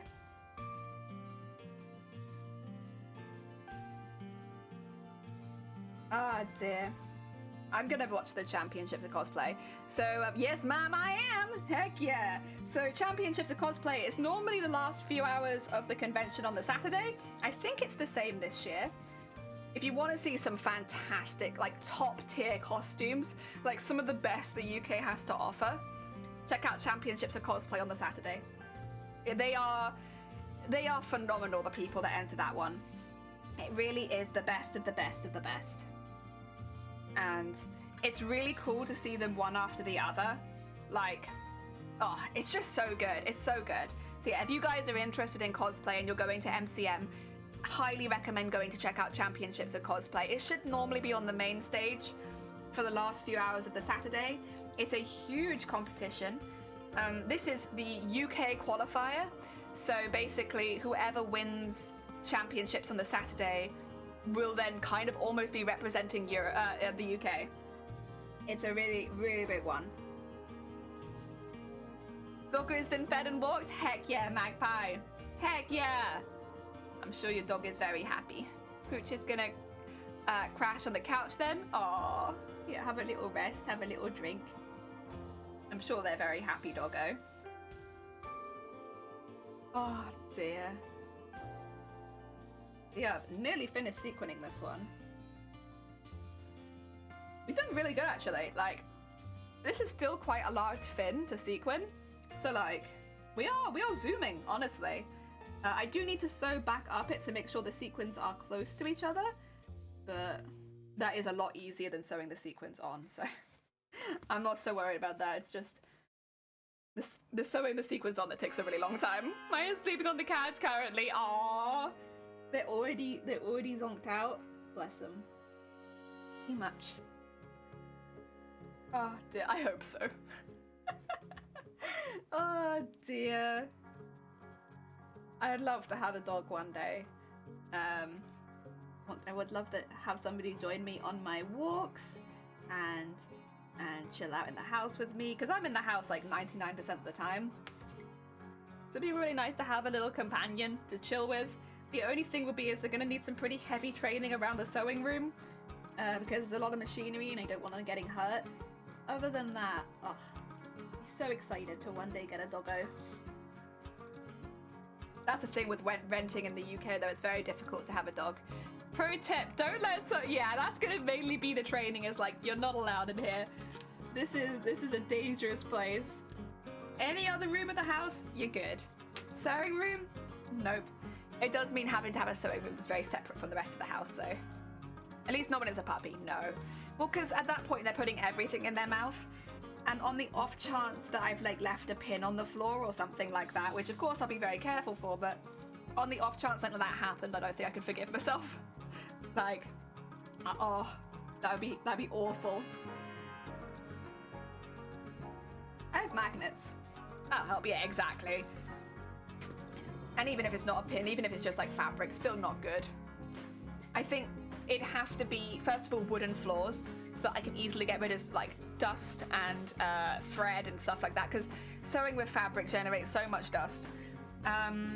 Make sure that I have, again, a wooden floor so I can pick up any pins and see them really easily, and have it so that all of the electronics are very sturdily on the tables, and then maybe train them in the sewing room, just so they don't have any places in the house they can't go. But yeah, like you said, wouldn't be when they're a puppy, and they would need a fair amount of training.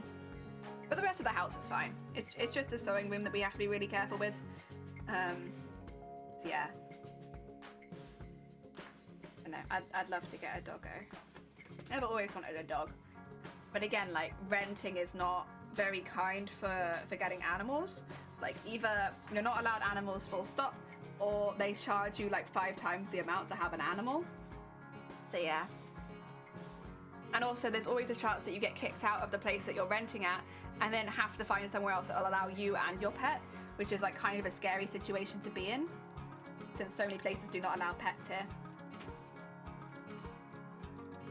Oh dear. Got to give up on some the fiver now because of the dog, but she's worth. Oh, heck yeah, she's worth. Not even met the dog, but I'm sure they are worth. Heck yeah. Oh dear. I love dogs. I love cats as well, I should say. I do like both. It's just because we want to lead more of an active lifestyle, it makes a little bit more sense for us to get a dog. Someone who can join us on walks and stuff like that. Plus I'm in the house all the time, so, you know, the company would be very appreciated. There we go. Like pigeons more? I don't like pigeons that much. Pigeons are okay, but they're very silly. They fly into our window a lot. They give me a proper fright when they do that. They also poop on you. I guess if it's your, like, a pigeon you live with, then that's one thing, but like, the street pigeons are kind of a pain. They're quite pretty though if you look at them close up. There we go. this is just sewing through the edges of the sequins, basically, and it pulls them closer together to like a point. It's just a style thing, really. I don't have to do this. They would be attached regardless, but now they'll be like, I don't know, because it's at the edge as well, they're just gonna be a little bit more open to damage, so having them sewn up like this keeps it a little bit safer. There's only so much you can do with this kind of build, like, it will take damage, but we do our best to prevent as much damage as possible.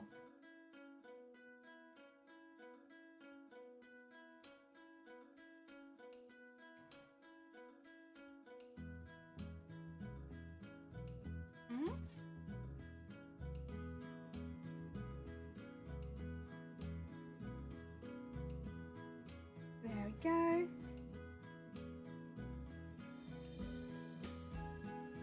Yeah. These 120 pounds of anxiety and slobber, but also a lot of love. Oh my god. Heck yeah. Over here, pigeons have the nickname Flying Rats. Yeah, they get called that here too, because you see them a lot in the bins and eating questionable things off the streets. I think that's kind of why I'm not so keen on pigeons, is because, like, I've watched pigeons eat vomit multiple times, and you know what? You see that enough times and you're like, maybe I'm not sure about this one. Oh god. I mean, that does come of, like, having lived in a city centre, or the capital city as well, I guess. But, oh, not keen. But I do prefer them to seagulls. Seagulls are demons, really. Oh dear. I know it's just a bird doing, like, what it needs to do to survive, but yeah, seagulls you have to be careful about. There's a bad joke about a pig and a pigeon, but I cannot put my mind on it. I can't tell if that's the joke, or if you actually can't remember the joke. Oh damn it. Also, good luck, Frosty. I hope it goes well. Take care of yourself. Oh dear. We'll just be here, continuing to sew sequins with a thread that's getting ever more and more short.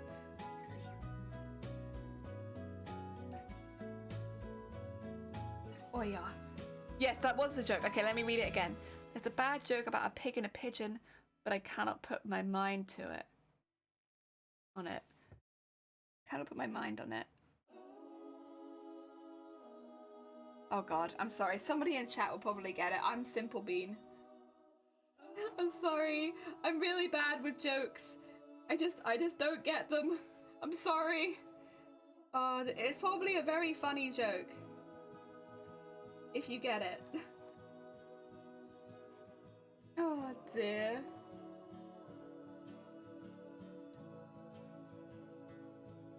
There we go. Let's get some new thread.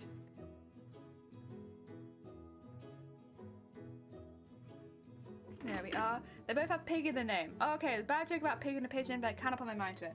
The joke is, the pig is within pigeon. Yeah! I'm sorry. I'm the worst person to tell jokes to if they're not really obvious, because I just read it like it's fact. Oh dear. There we go. Sorry, bad Twitch streamer. Very bad. He doesn't understand simple pig pigeon joke. Oh yeah. Right, we'll finish this one off and then we can do the next one. It should be, once again, a little bit smaller. It's a bit smaller every time, so it's a bit easier every time. Heck yeah. One of these days she will surprise us. Yeah, one day someone will make a joke in chat and I'll laugh. I'll be like, ha! I get it. Ah, dear. But it is not this day.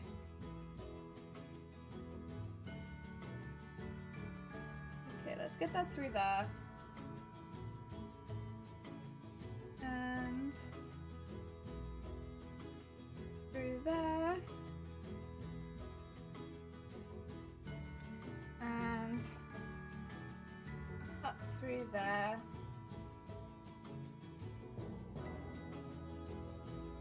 And keep going. There we go. Hey. Very nice. Trying to get a new piece of thread in halfway through, like a line of stitching. is always a bit difficult. So trying to find places to hide the thread. Heck yeah. Big problem solve. There we go. Oh yeah. And these will remain nice and tight and safe. The only concern with these is that they might hurt somebody else, but I'll be careful with them. There should only be one outward facing one anyway, the rest of them should be inside, really. And they're on my arms, so they won't be too far from my body.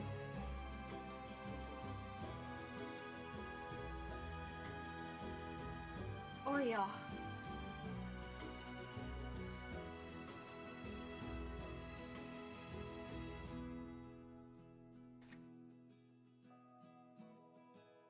Oh yeah.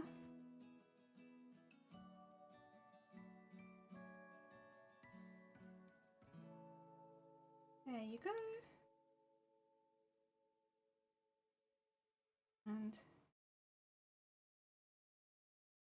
come on. Come on, there you go. Oh. And this one through to there. This one through to there. Oh, oh. Come on, there you go. And one last one. There we go. Oh, the last one doesn't want to go. Come on, come on. There you go. And then tie this off over here. Set it back into there, and that's another one sequined. Again, it's just a sequining. Still have to come back and bead it. That's why it looks a little bit like it's missing some stuff still. It's because the sequins take so much longer than anything else. And this just gets a really time-consuming part of the costume done. There we go. Thread that back into there. Cut this off. Oh, there you go. Those scissors seem like they need a sharpen. That's okay. I can do that after stream. I won't make you watch me sharpen my scissors today. Oh dear. There we go. Right. This is this one and this one. They go on this side, don't they? Yeah.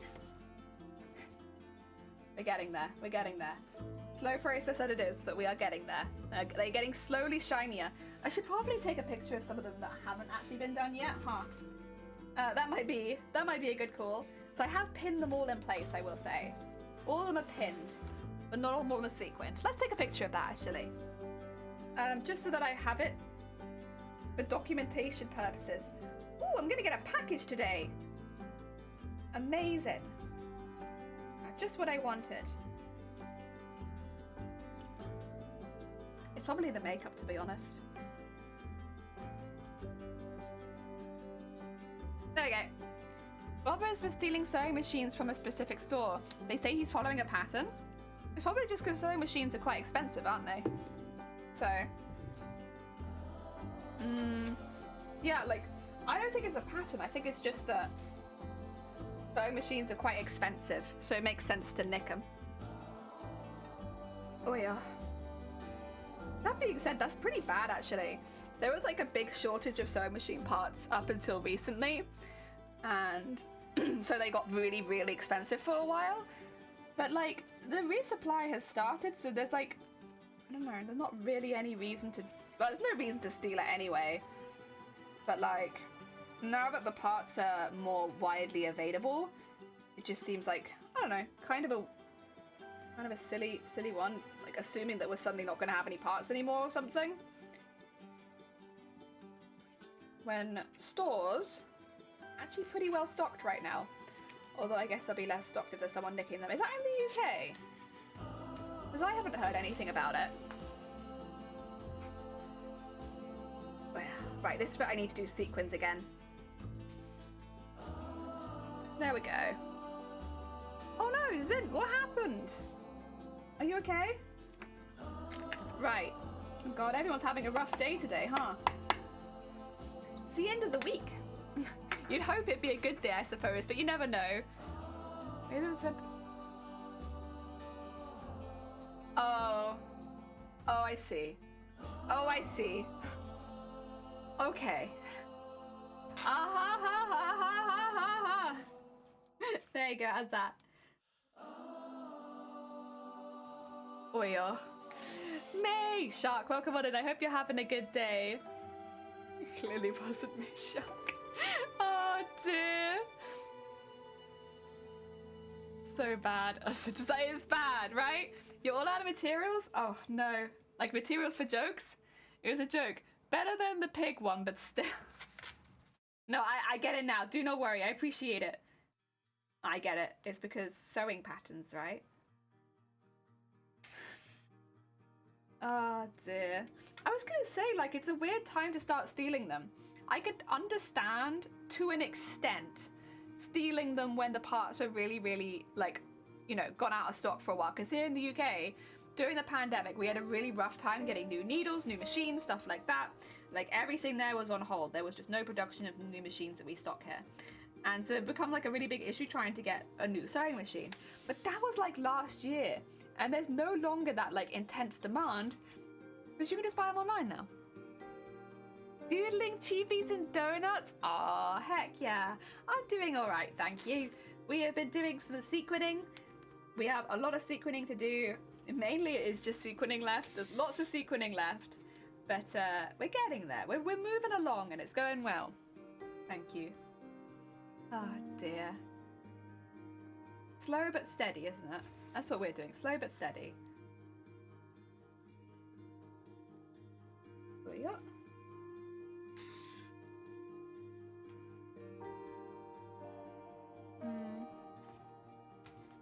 There we go.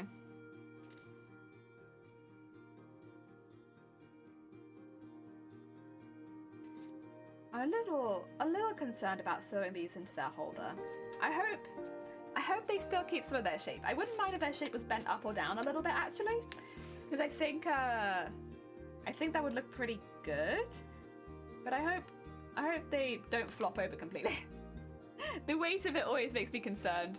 Slow and steady wins the race, so long as the person you're facing takes a nap halfway through the race. Exactly. Well, we've been going slow and steady since August with this cosplay. In fact, we took the whole of October off making this costume to do Boobtober. We've been going very slow and steady, but you know what? It's been going pretty good. Pretty good. I don't know, it could be worse. My hands might disagree, but I think it could be worse. I'm very, very pleased with the dress. Like, it's right behind me. It's got the wings attached right now, which it does look a little bit eldritch horror-y with the way that I've got it draped at the moment. But in general, like, just looking at it, I'm like, yes, yes, that's my costume. That's it.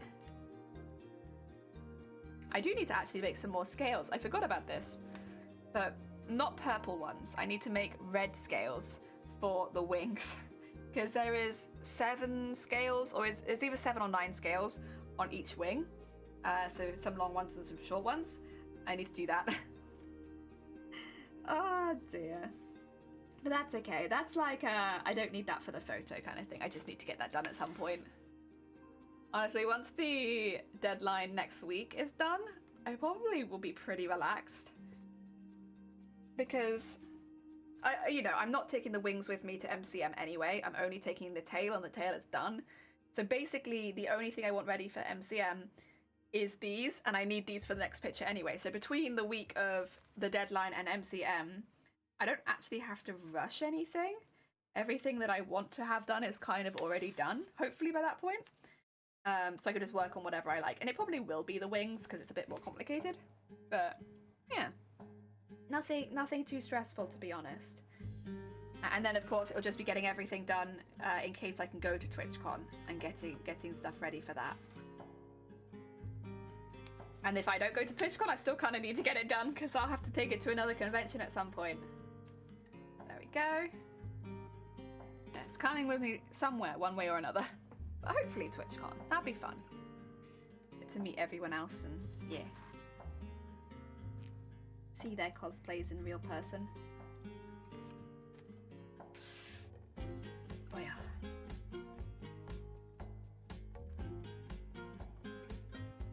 go. Pull that tight. And keep going.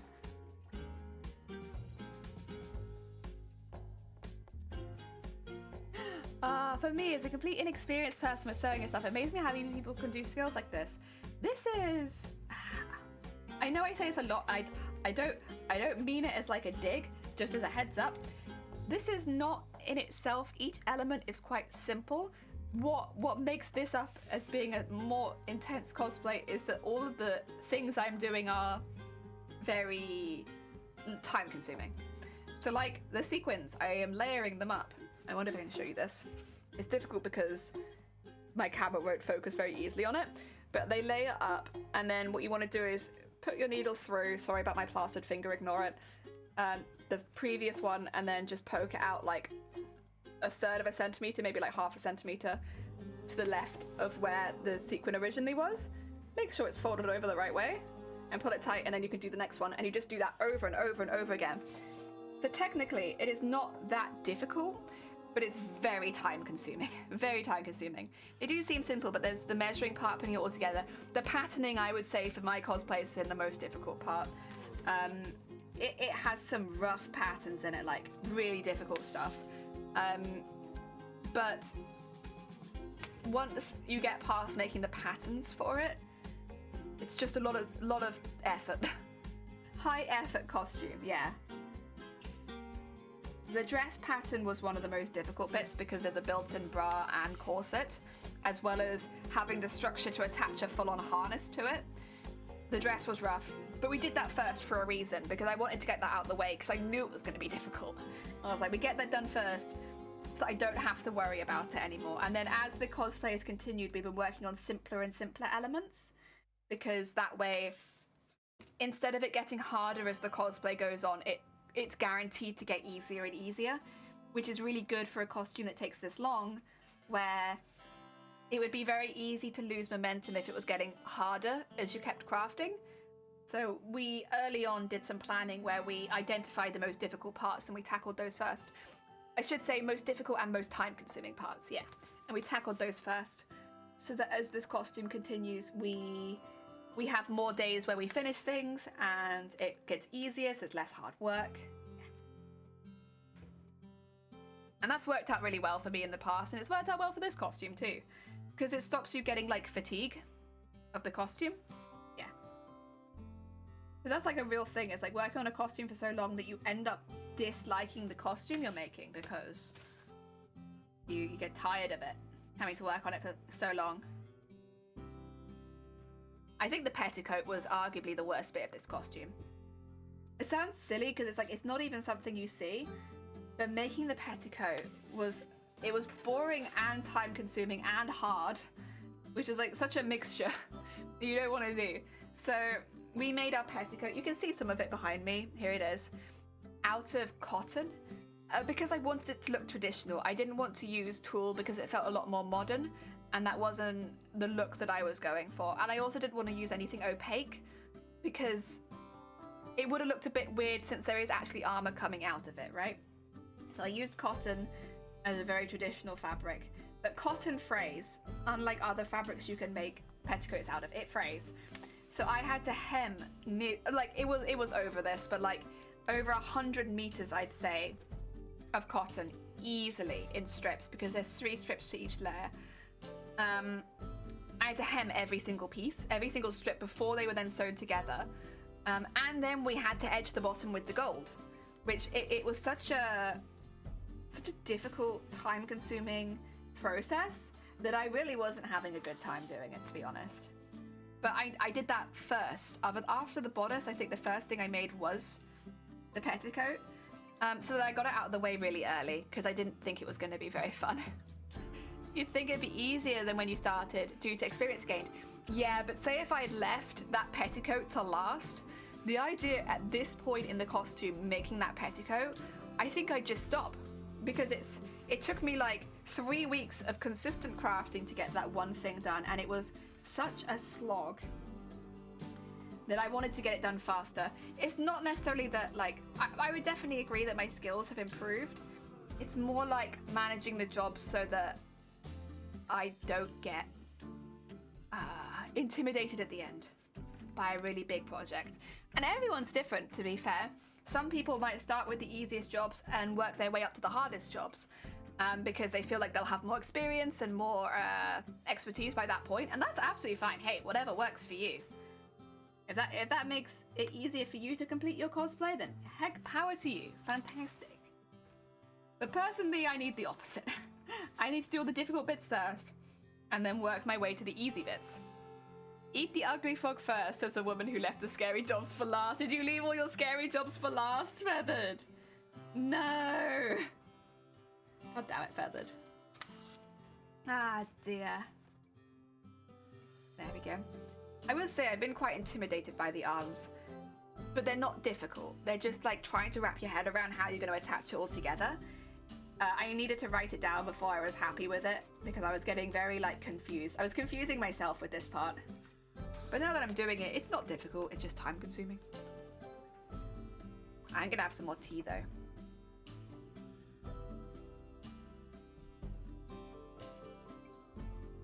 Ah, that's good. Even though it's cold, you need some tea. Tea and craft just go together, you know? Right. I think I've like I'm not sure, because I know my throat is sore, and I also know why my throat is sore. I think I've also bitten my tongue. I go like feel it in the corner of my mouth, like, oh. Deary me. Mouth is unhappy today. Same, I do the hard parts first, so I'd know if I DIY commission someone else, the hard part. So I would know if I can DIY commission someone else to do the hard part. That's very fair. That's very fair. I can't imagine I'm ever gonna make a cotton petticoat like that again. And if I ever go to do it, somebody stop me. Show me like a clip of me saying, never again, it's the worst part of the costume, I never want to do one again, and then I'll try and reconsider it. Oh, thank you for the posture check. Right you are. I should really have it so that you can only just about see my eyes. And then you know that I'm sitting straight. God, I feel so much further away from my project when I sit correctly. It's crazy. I have a very long body, to be fair, though, so all of my height is in my body and not in my legs. So if I stood up, it's like, whoop, all the way up. Oh dear. I have, although to be honest, all of this costume is scary. Never worked with the fabric I'm using embroidery machine and software for the first time on the Devil's Own fabric. Add that to making a proper corset for the first time and then super secret parts of the costume. Jesus! Tapped out for a second, who's getting a prostate check? No one, I was just changing my posture. Because now I'm tall. Oh god.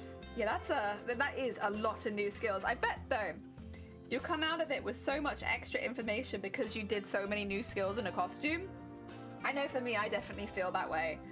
Like I feel that way about the tail. I'd made tails before, but like this was new. I feel that way about the built-in bra, as well as the corsets. I've made corsets before, but like this was very different, and so I feel like I've learned a lot from that. I've definitely got better at sequining and beading. Even from just the start of the costume, I've got a lot better from it. And you can see it in some of the earlier parts of the costume. But yeah, I'm very happy. This has been a very... Honestly, I'm gonna be sad when making this costume is over. It's not gonna be over for a while, of course, because even after deadline, I'll still be working on it. But I will be sad when I'm not making it anymore. Because I've been making it for the better part of a year. And, oh, been a big part of my life. I'll long insert it both so I can hear that. Oh, god damn it. There we go.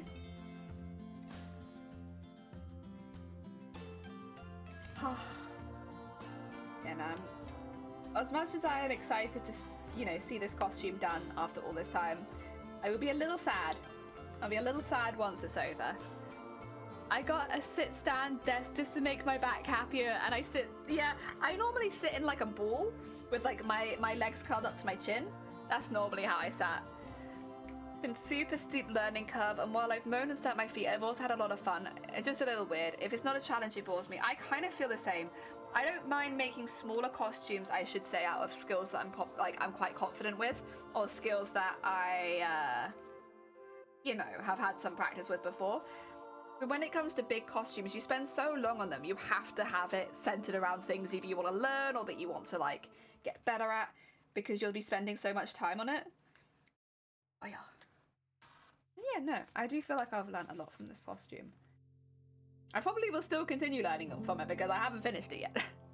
Well, we'll get to that point at some point, but yeah, I'm very heckin' pleased.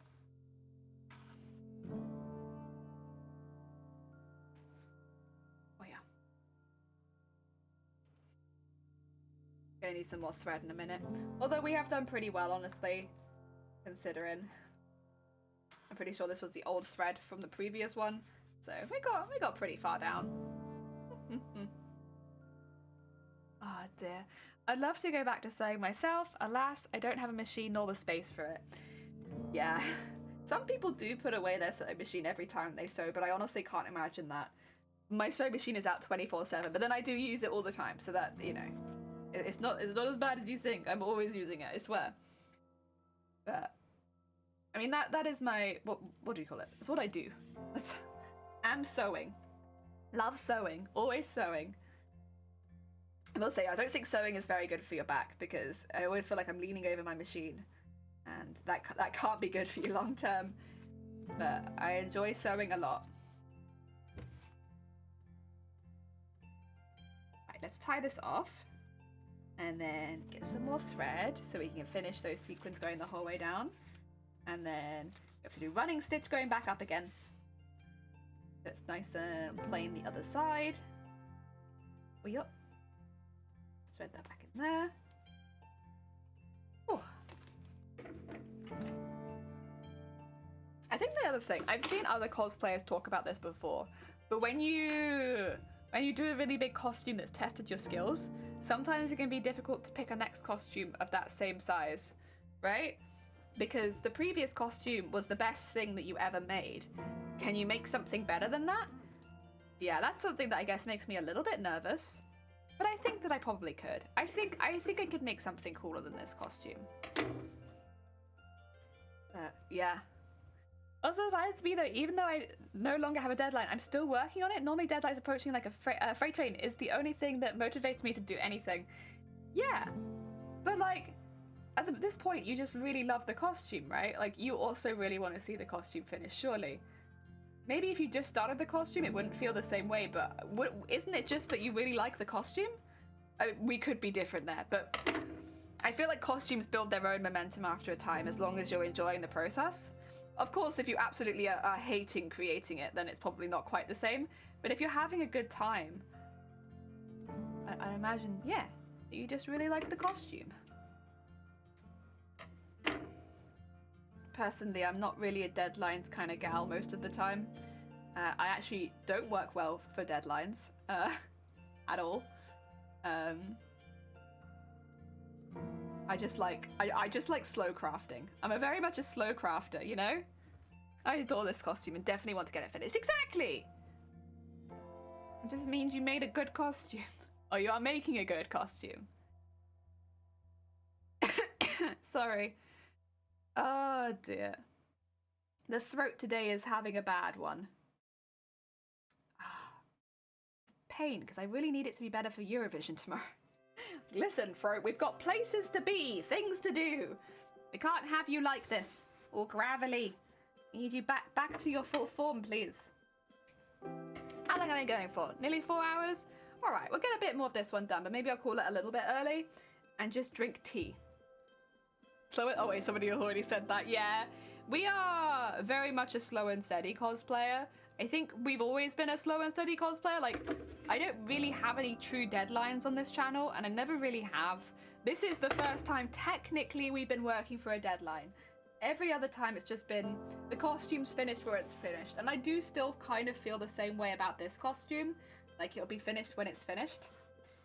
Because yeah, we're not really cosplayers who tend to craft a deadline, and even though we do have a deadline, we don't exactly speed up. We still go at the same slow pace we've had for the entire costume. But everyone's different, right? And that's personally what works for me. I need deadlines most of the time. I'm much too easily distracted by other shiny things. Even more, yeah, no, that's fair. I think I know quite a few people who, especially during all the lockdowns, are really struggling with motivation for crafting because they didn't have deadlines. There were no conventions. There were, like, at least for the first year, no cosplay competitions. And everyone kind of lost their passion for it for a bit because there was nothing to craft to. Whereas I've always kind of been the opposite. Where I'm like, I like slow. I like taking things at my own time and pace.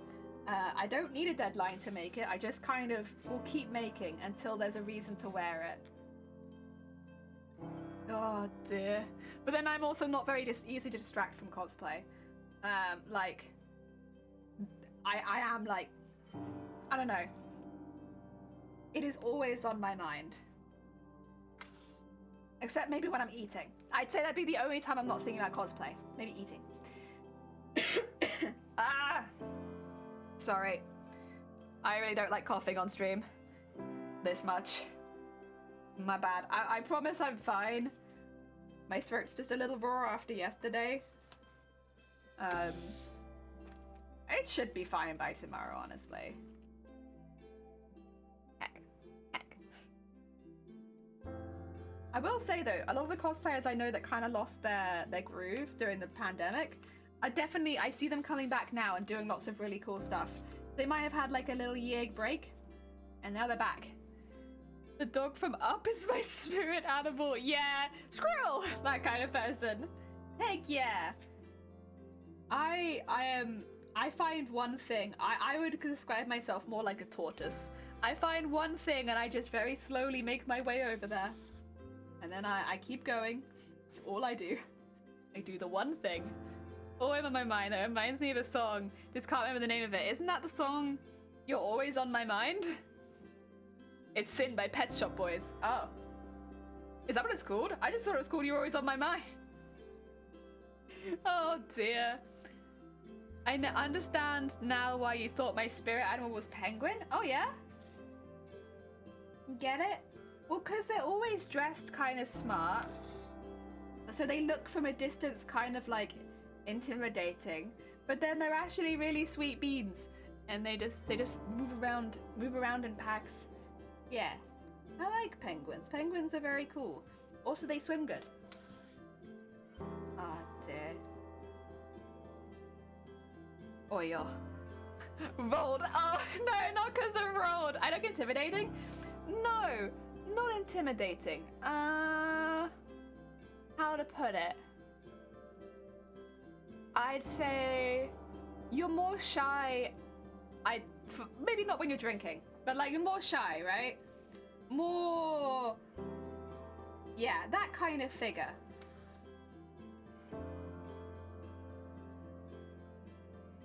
But then when you're around other penguins, you're very chatty. Oh dear. Oh yeah. Also, I can imagine you collecting pebbles. I don't know if you do that yet, but I could imagine it. Confident, yeah. Like upright but shy. Not postured as a shy person. That's true. I do have a pebble collection. Yes. I can imagine you collecting pebbles. I used to have a pebble collection. I have no idea where they're gone. I think when we moved house, I threw all of my pebbles into the gravel outside the house. So the gravel outside our house looked hecking weird. But that was fine. Also, I am literally about to lose my voice. I don't know if you can hear it. It is on its way out. God damn it. I think if I had a spirit animal, oh god, I think if I had a spirit animal, it'd have to be something like a seagull, because I sound like hell. Ah dear. I built them into a tower? Heck yeah. You gotta good luck with that. Oh, thank you. I think I might have to end my stream because I literally sound like I'm about to die. I feel fine. Yeah, I've been drinking. It's unfortunate, but like my voice was already kind of bad coming into stream, and then you talk for 4 hours. My voice has left the building. It's fine. Listen, I should say I am fine. I don't. Oh, there we go. It's been back a bit. We're back a bit. I don't feel unwell. It's just, it's a bit sore after yesterday. I'm just gonna go rest it, I think. I don't want to sound like a frog. Right, let's find someone who is doing some stuff and send you on their way. Oh dear. God damn it. God damn it. Why is it like this? Oh no. Oh god. Board game. Thank you so much for the raid. I am so sorry. I am literally in the process of losing my voice and we're just about to raid out. I'm so sorry. It's not your fault. I really appreciate it. Normally I try and craft for like an extra 5 minutes, but I am literally about to go mute. So yeah, raid train. We're gonna do a raid train. I will send you to another crafter though, so that we continue the craft vibes, if that's okay. I wonder. I know there is someone doing the what do you call it? Twitchcon, but I don't think they speak English, and I don't want to put that pressure on them. So otherwise, I see them, I would raid into them. No, instead we're gonna raid into Ink, who's doing Final Fantasy portraits today. I think that sounds lovely. We'll go into a little art stream. How about that? How about that? I'm so sorry. I'm so sorry. Thank you so much again for the raid, though. It was really, really kind of you. We're going to be streaming again tomorrow, where we will be doing a watch along to Eurovision. If anyone is a Eurovision fan, we'll be doing that tomorrow. But I think for today we're going to wrap it. I'm so sorry. I'm so sorry. Oh, so lonesome and fish. Oh, come on in. Thank you so much for the follows. It's very kind of you. Stick around because Ink is a really, really sweet bean and we love Final Fantasy here. Oh, and Rags, thank you for the follow as well. If you already have raid train stuff from board game, please keep it. That way you can raid with board train and me. If you don't have a raid call from board train, you can grab one of ours. Oh, and penguin. Oh my god, we were literally just talking about penguins. Welcome on in. Thank you for the follow. Thank you so much, everyone. Oh, and Lorelei, thank you again. Also, thank you so much, everyone, for the follows as we leave. But yeah, if you've already got a board train one, keep that board train one. If you don't have a board train one, grab a jelly one, and let's send you all over to Ink. I'll see you all soon. Take care, everyone. Oh dear, what's happened? My heckin' voice. My heckin' voice. You guys can't see this. Oh dear.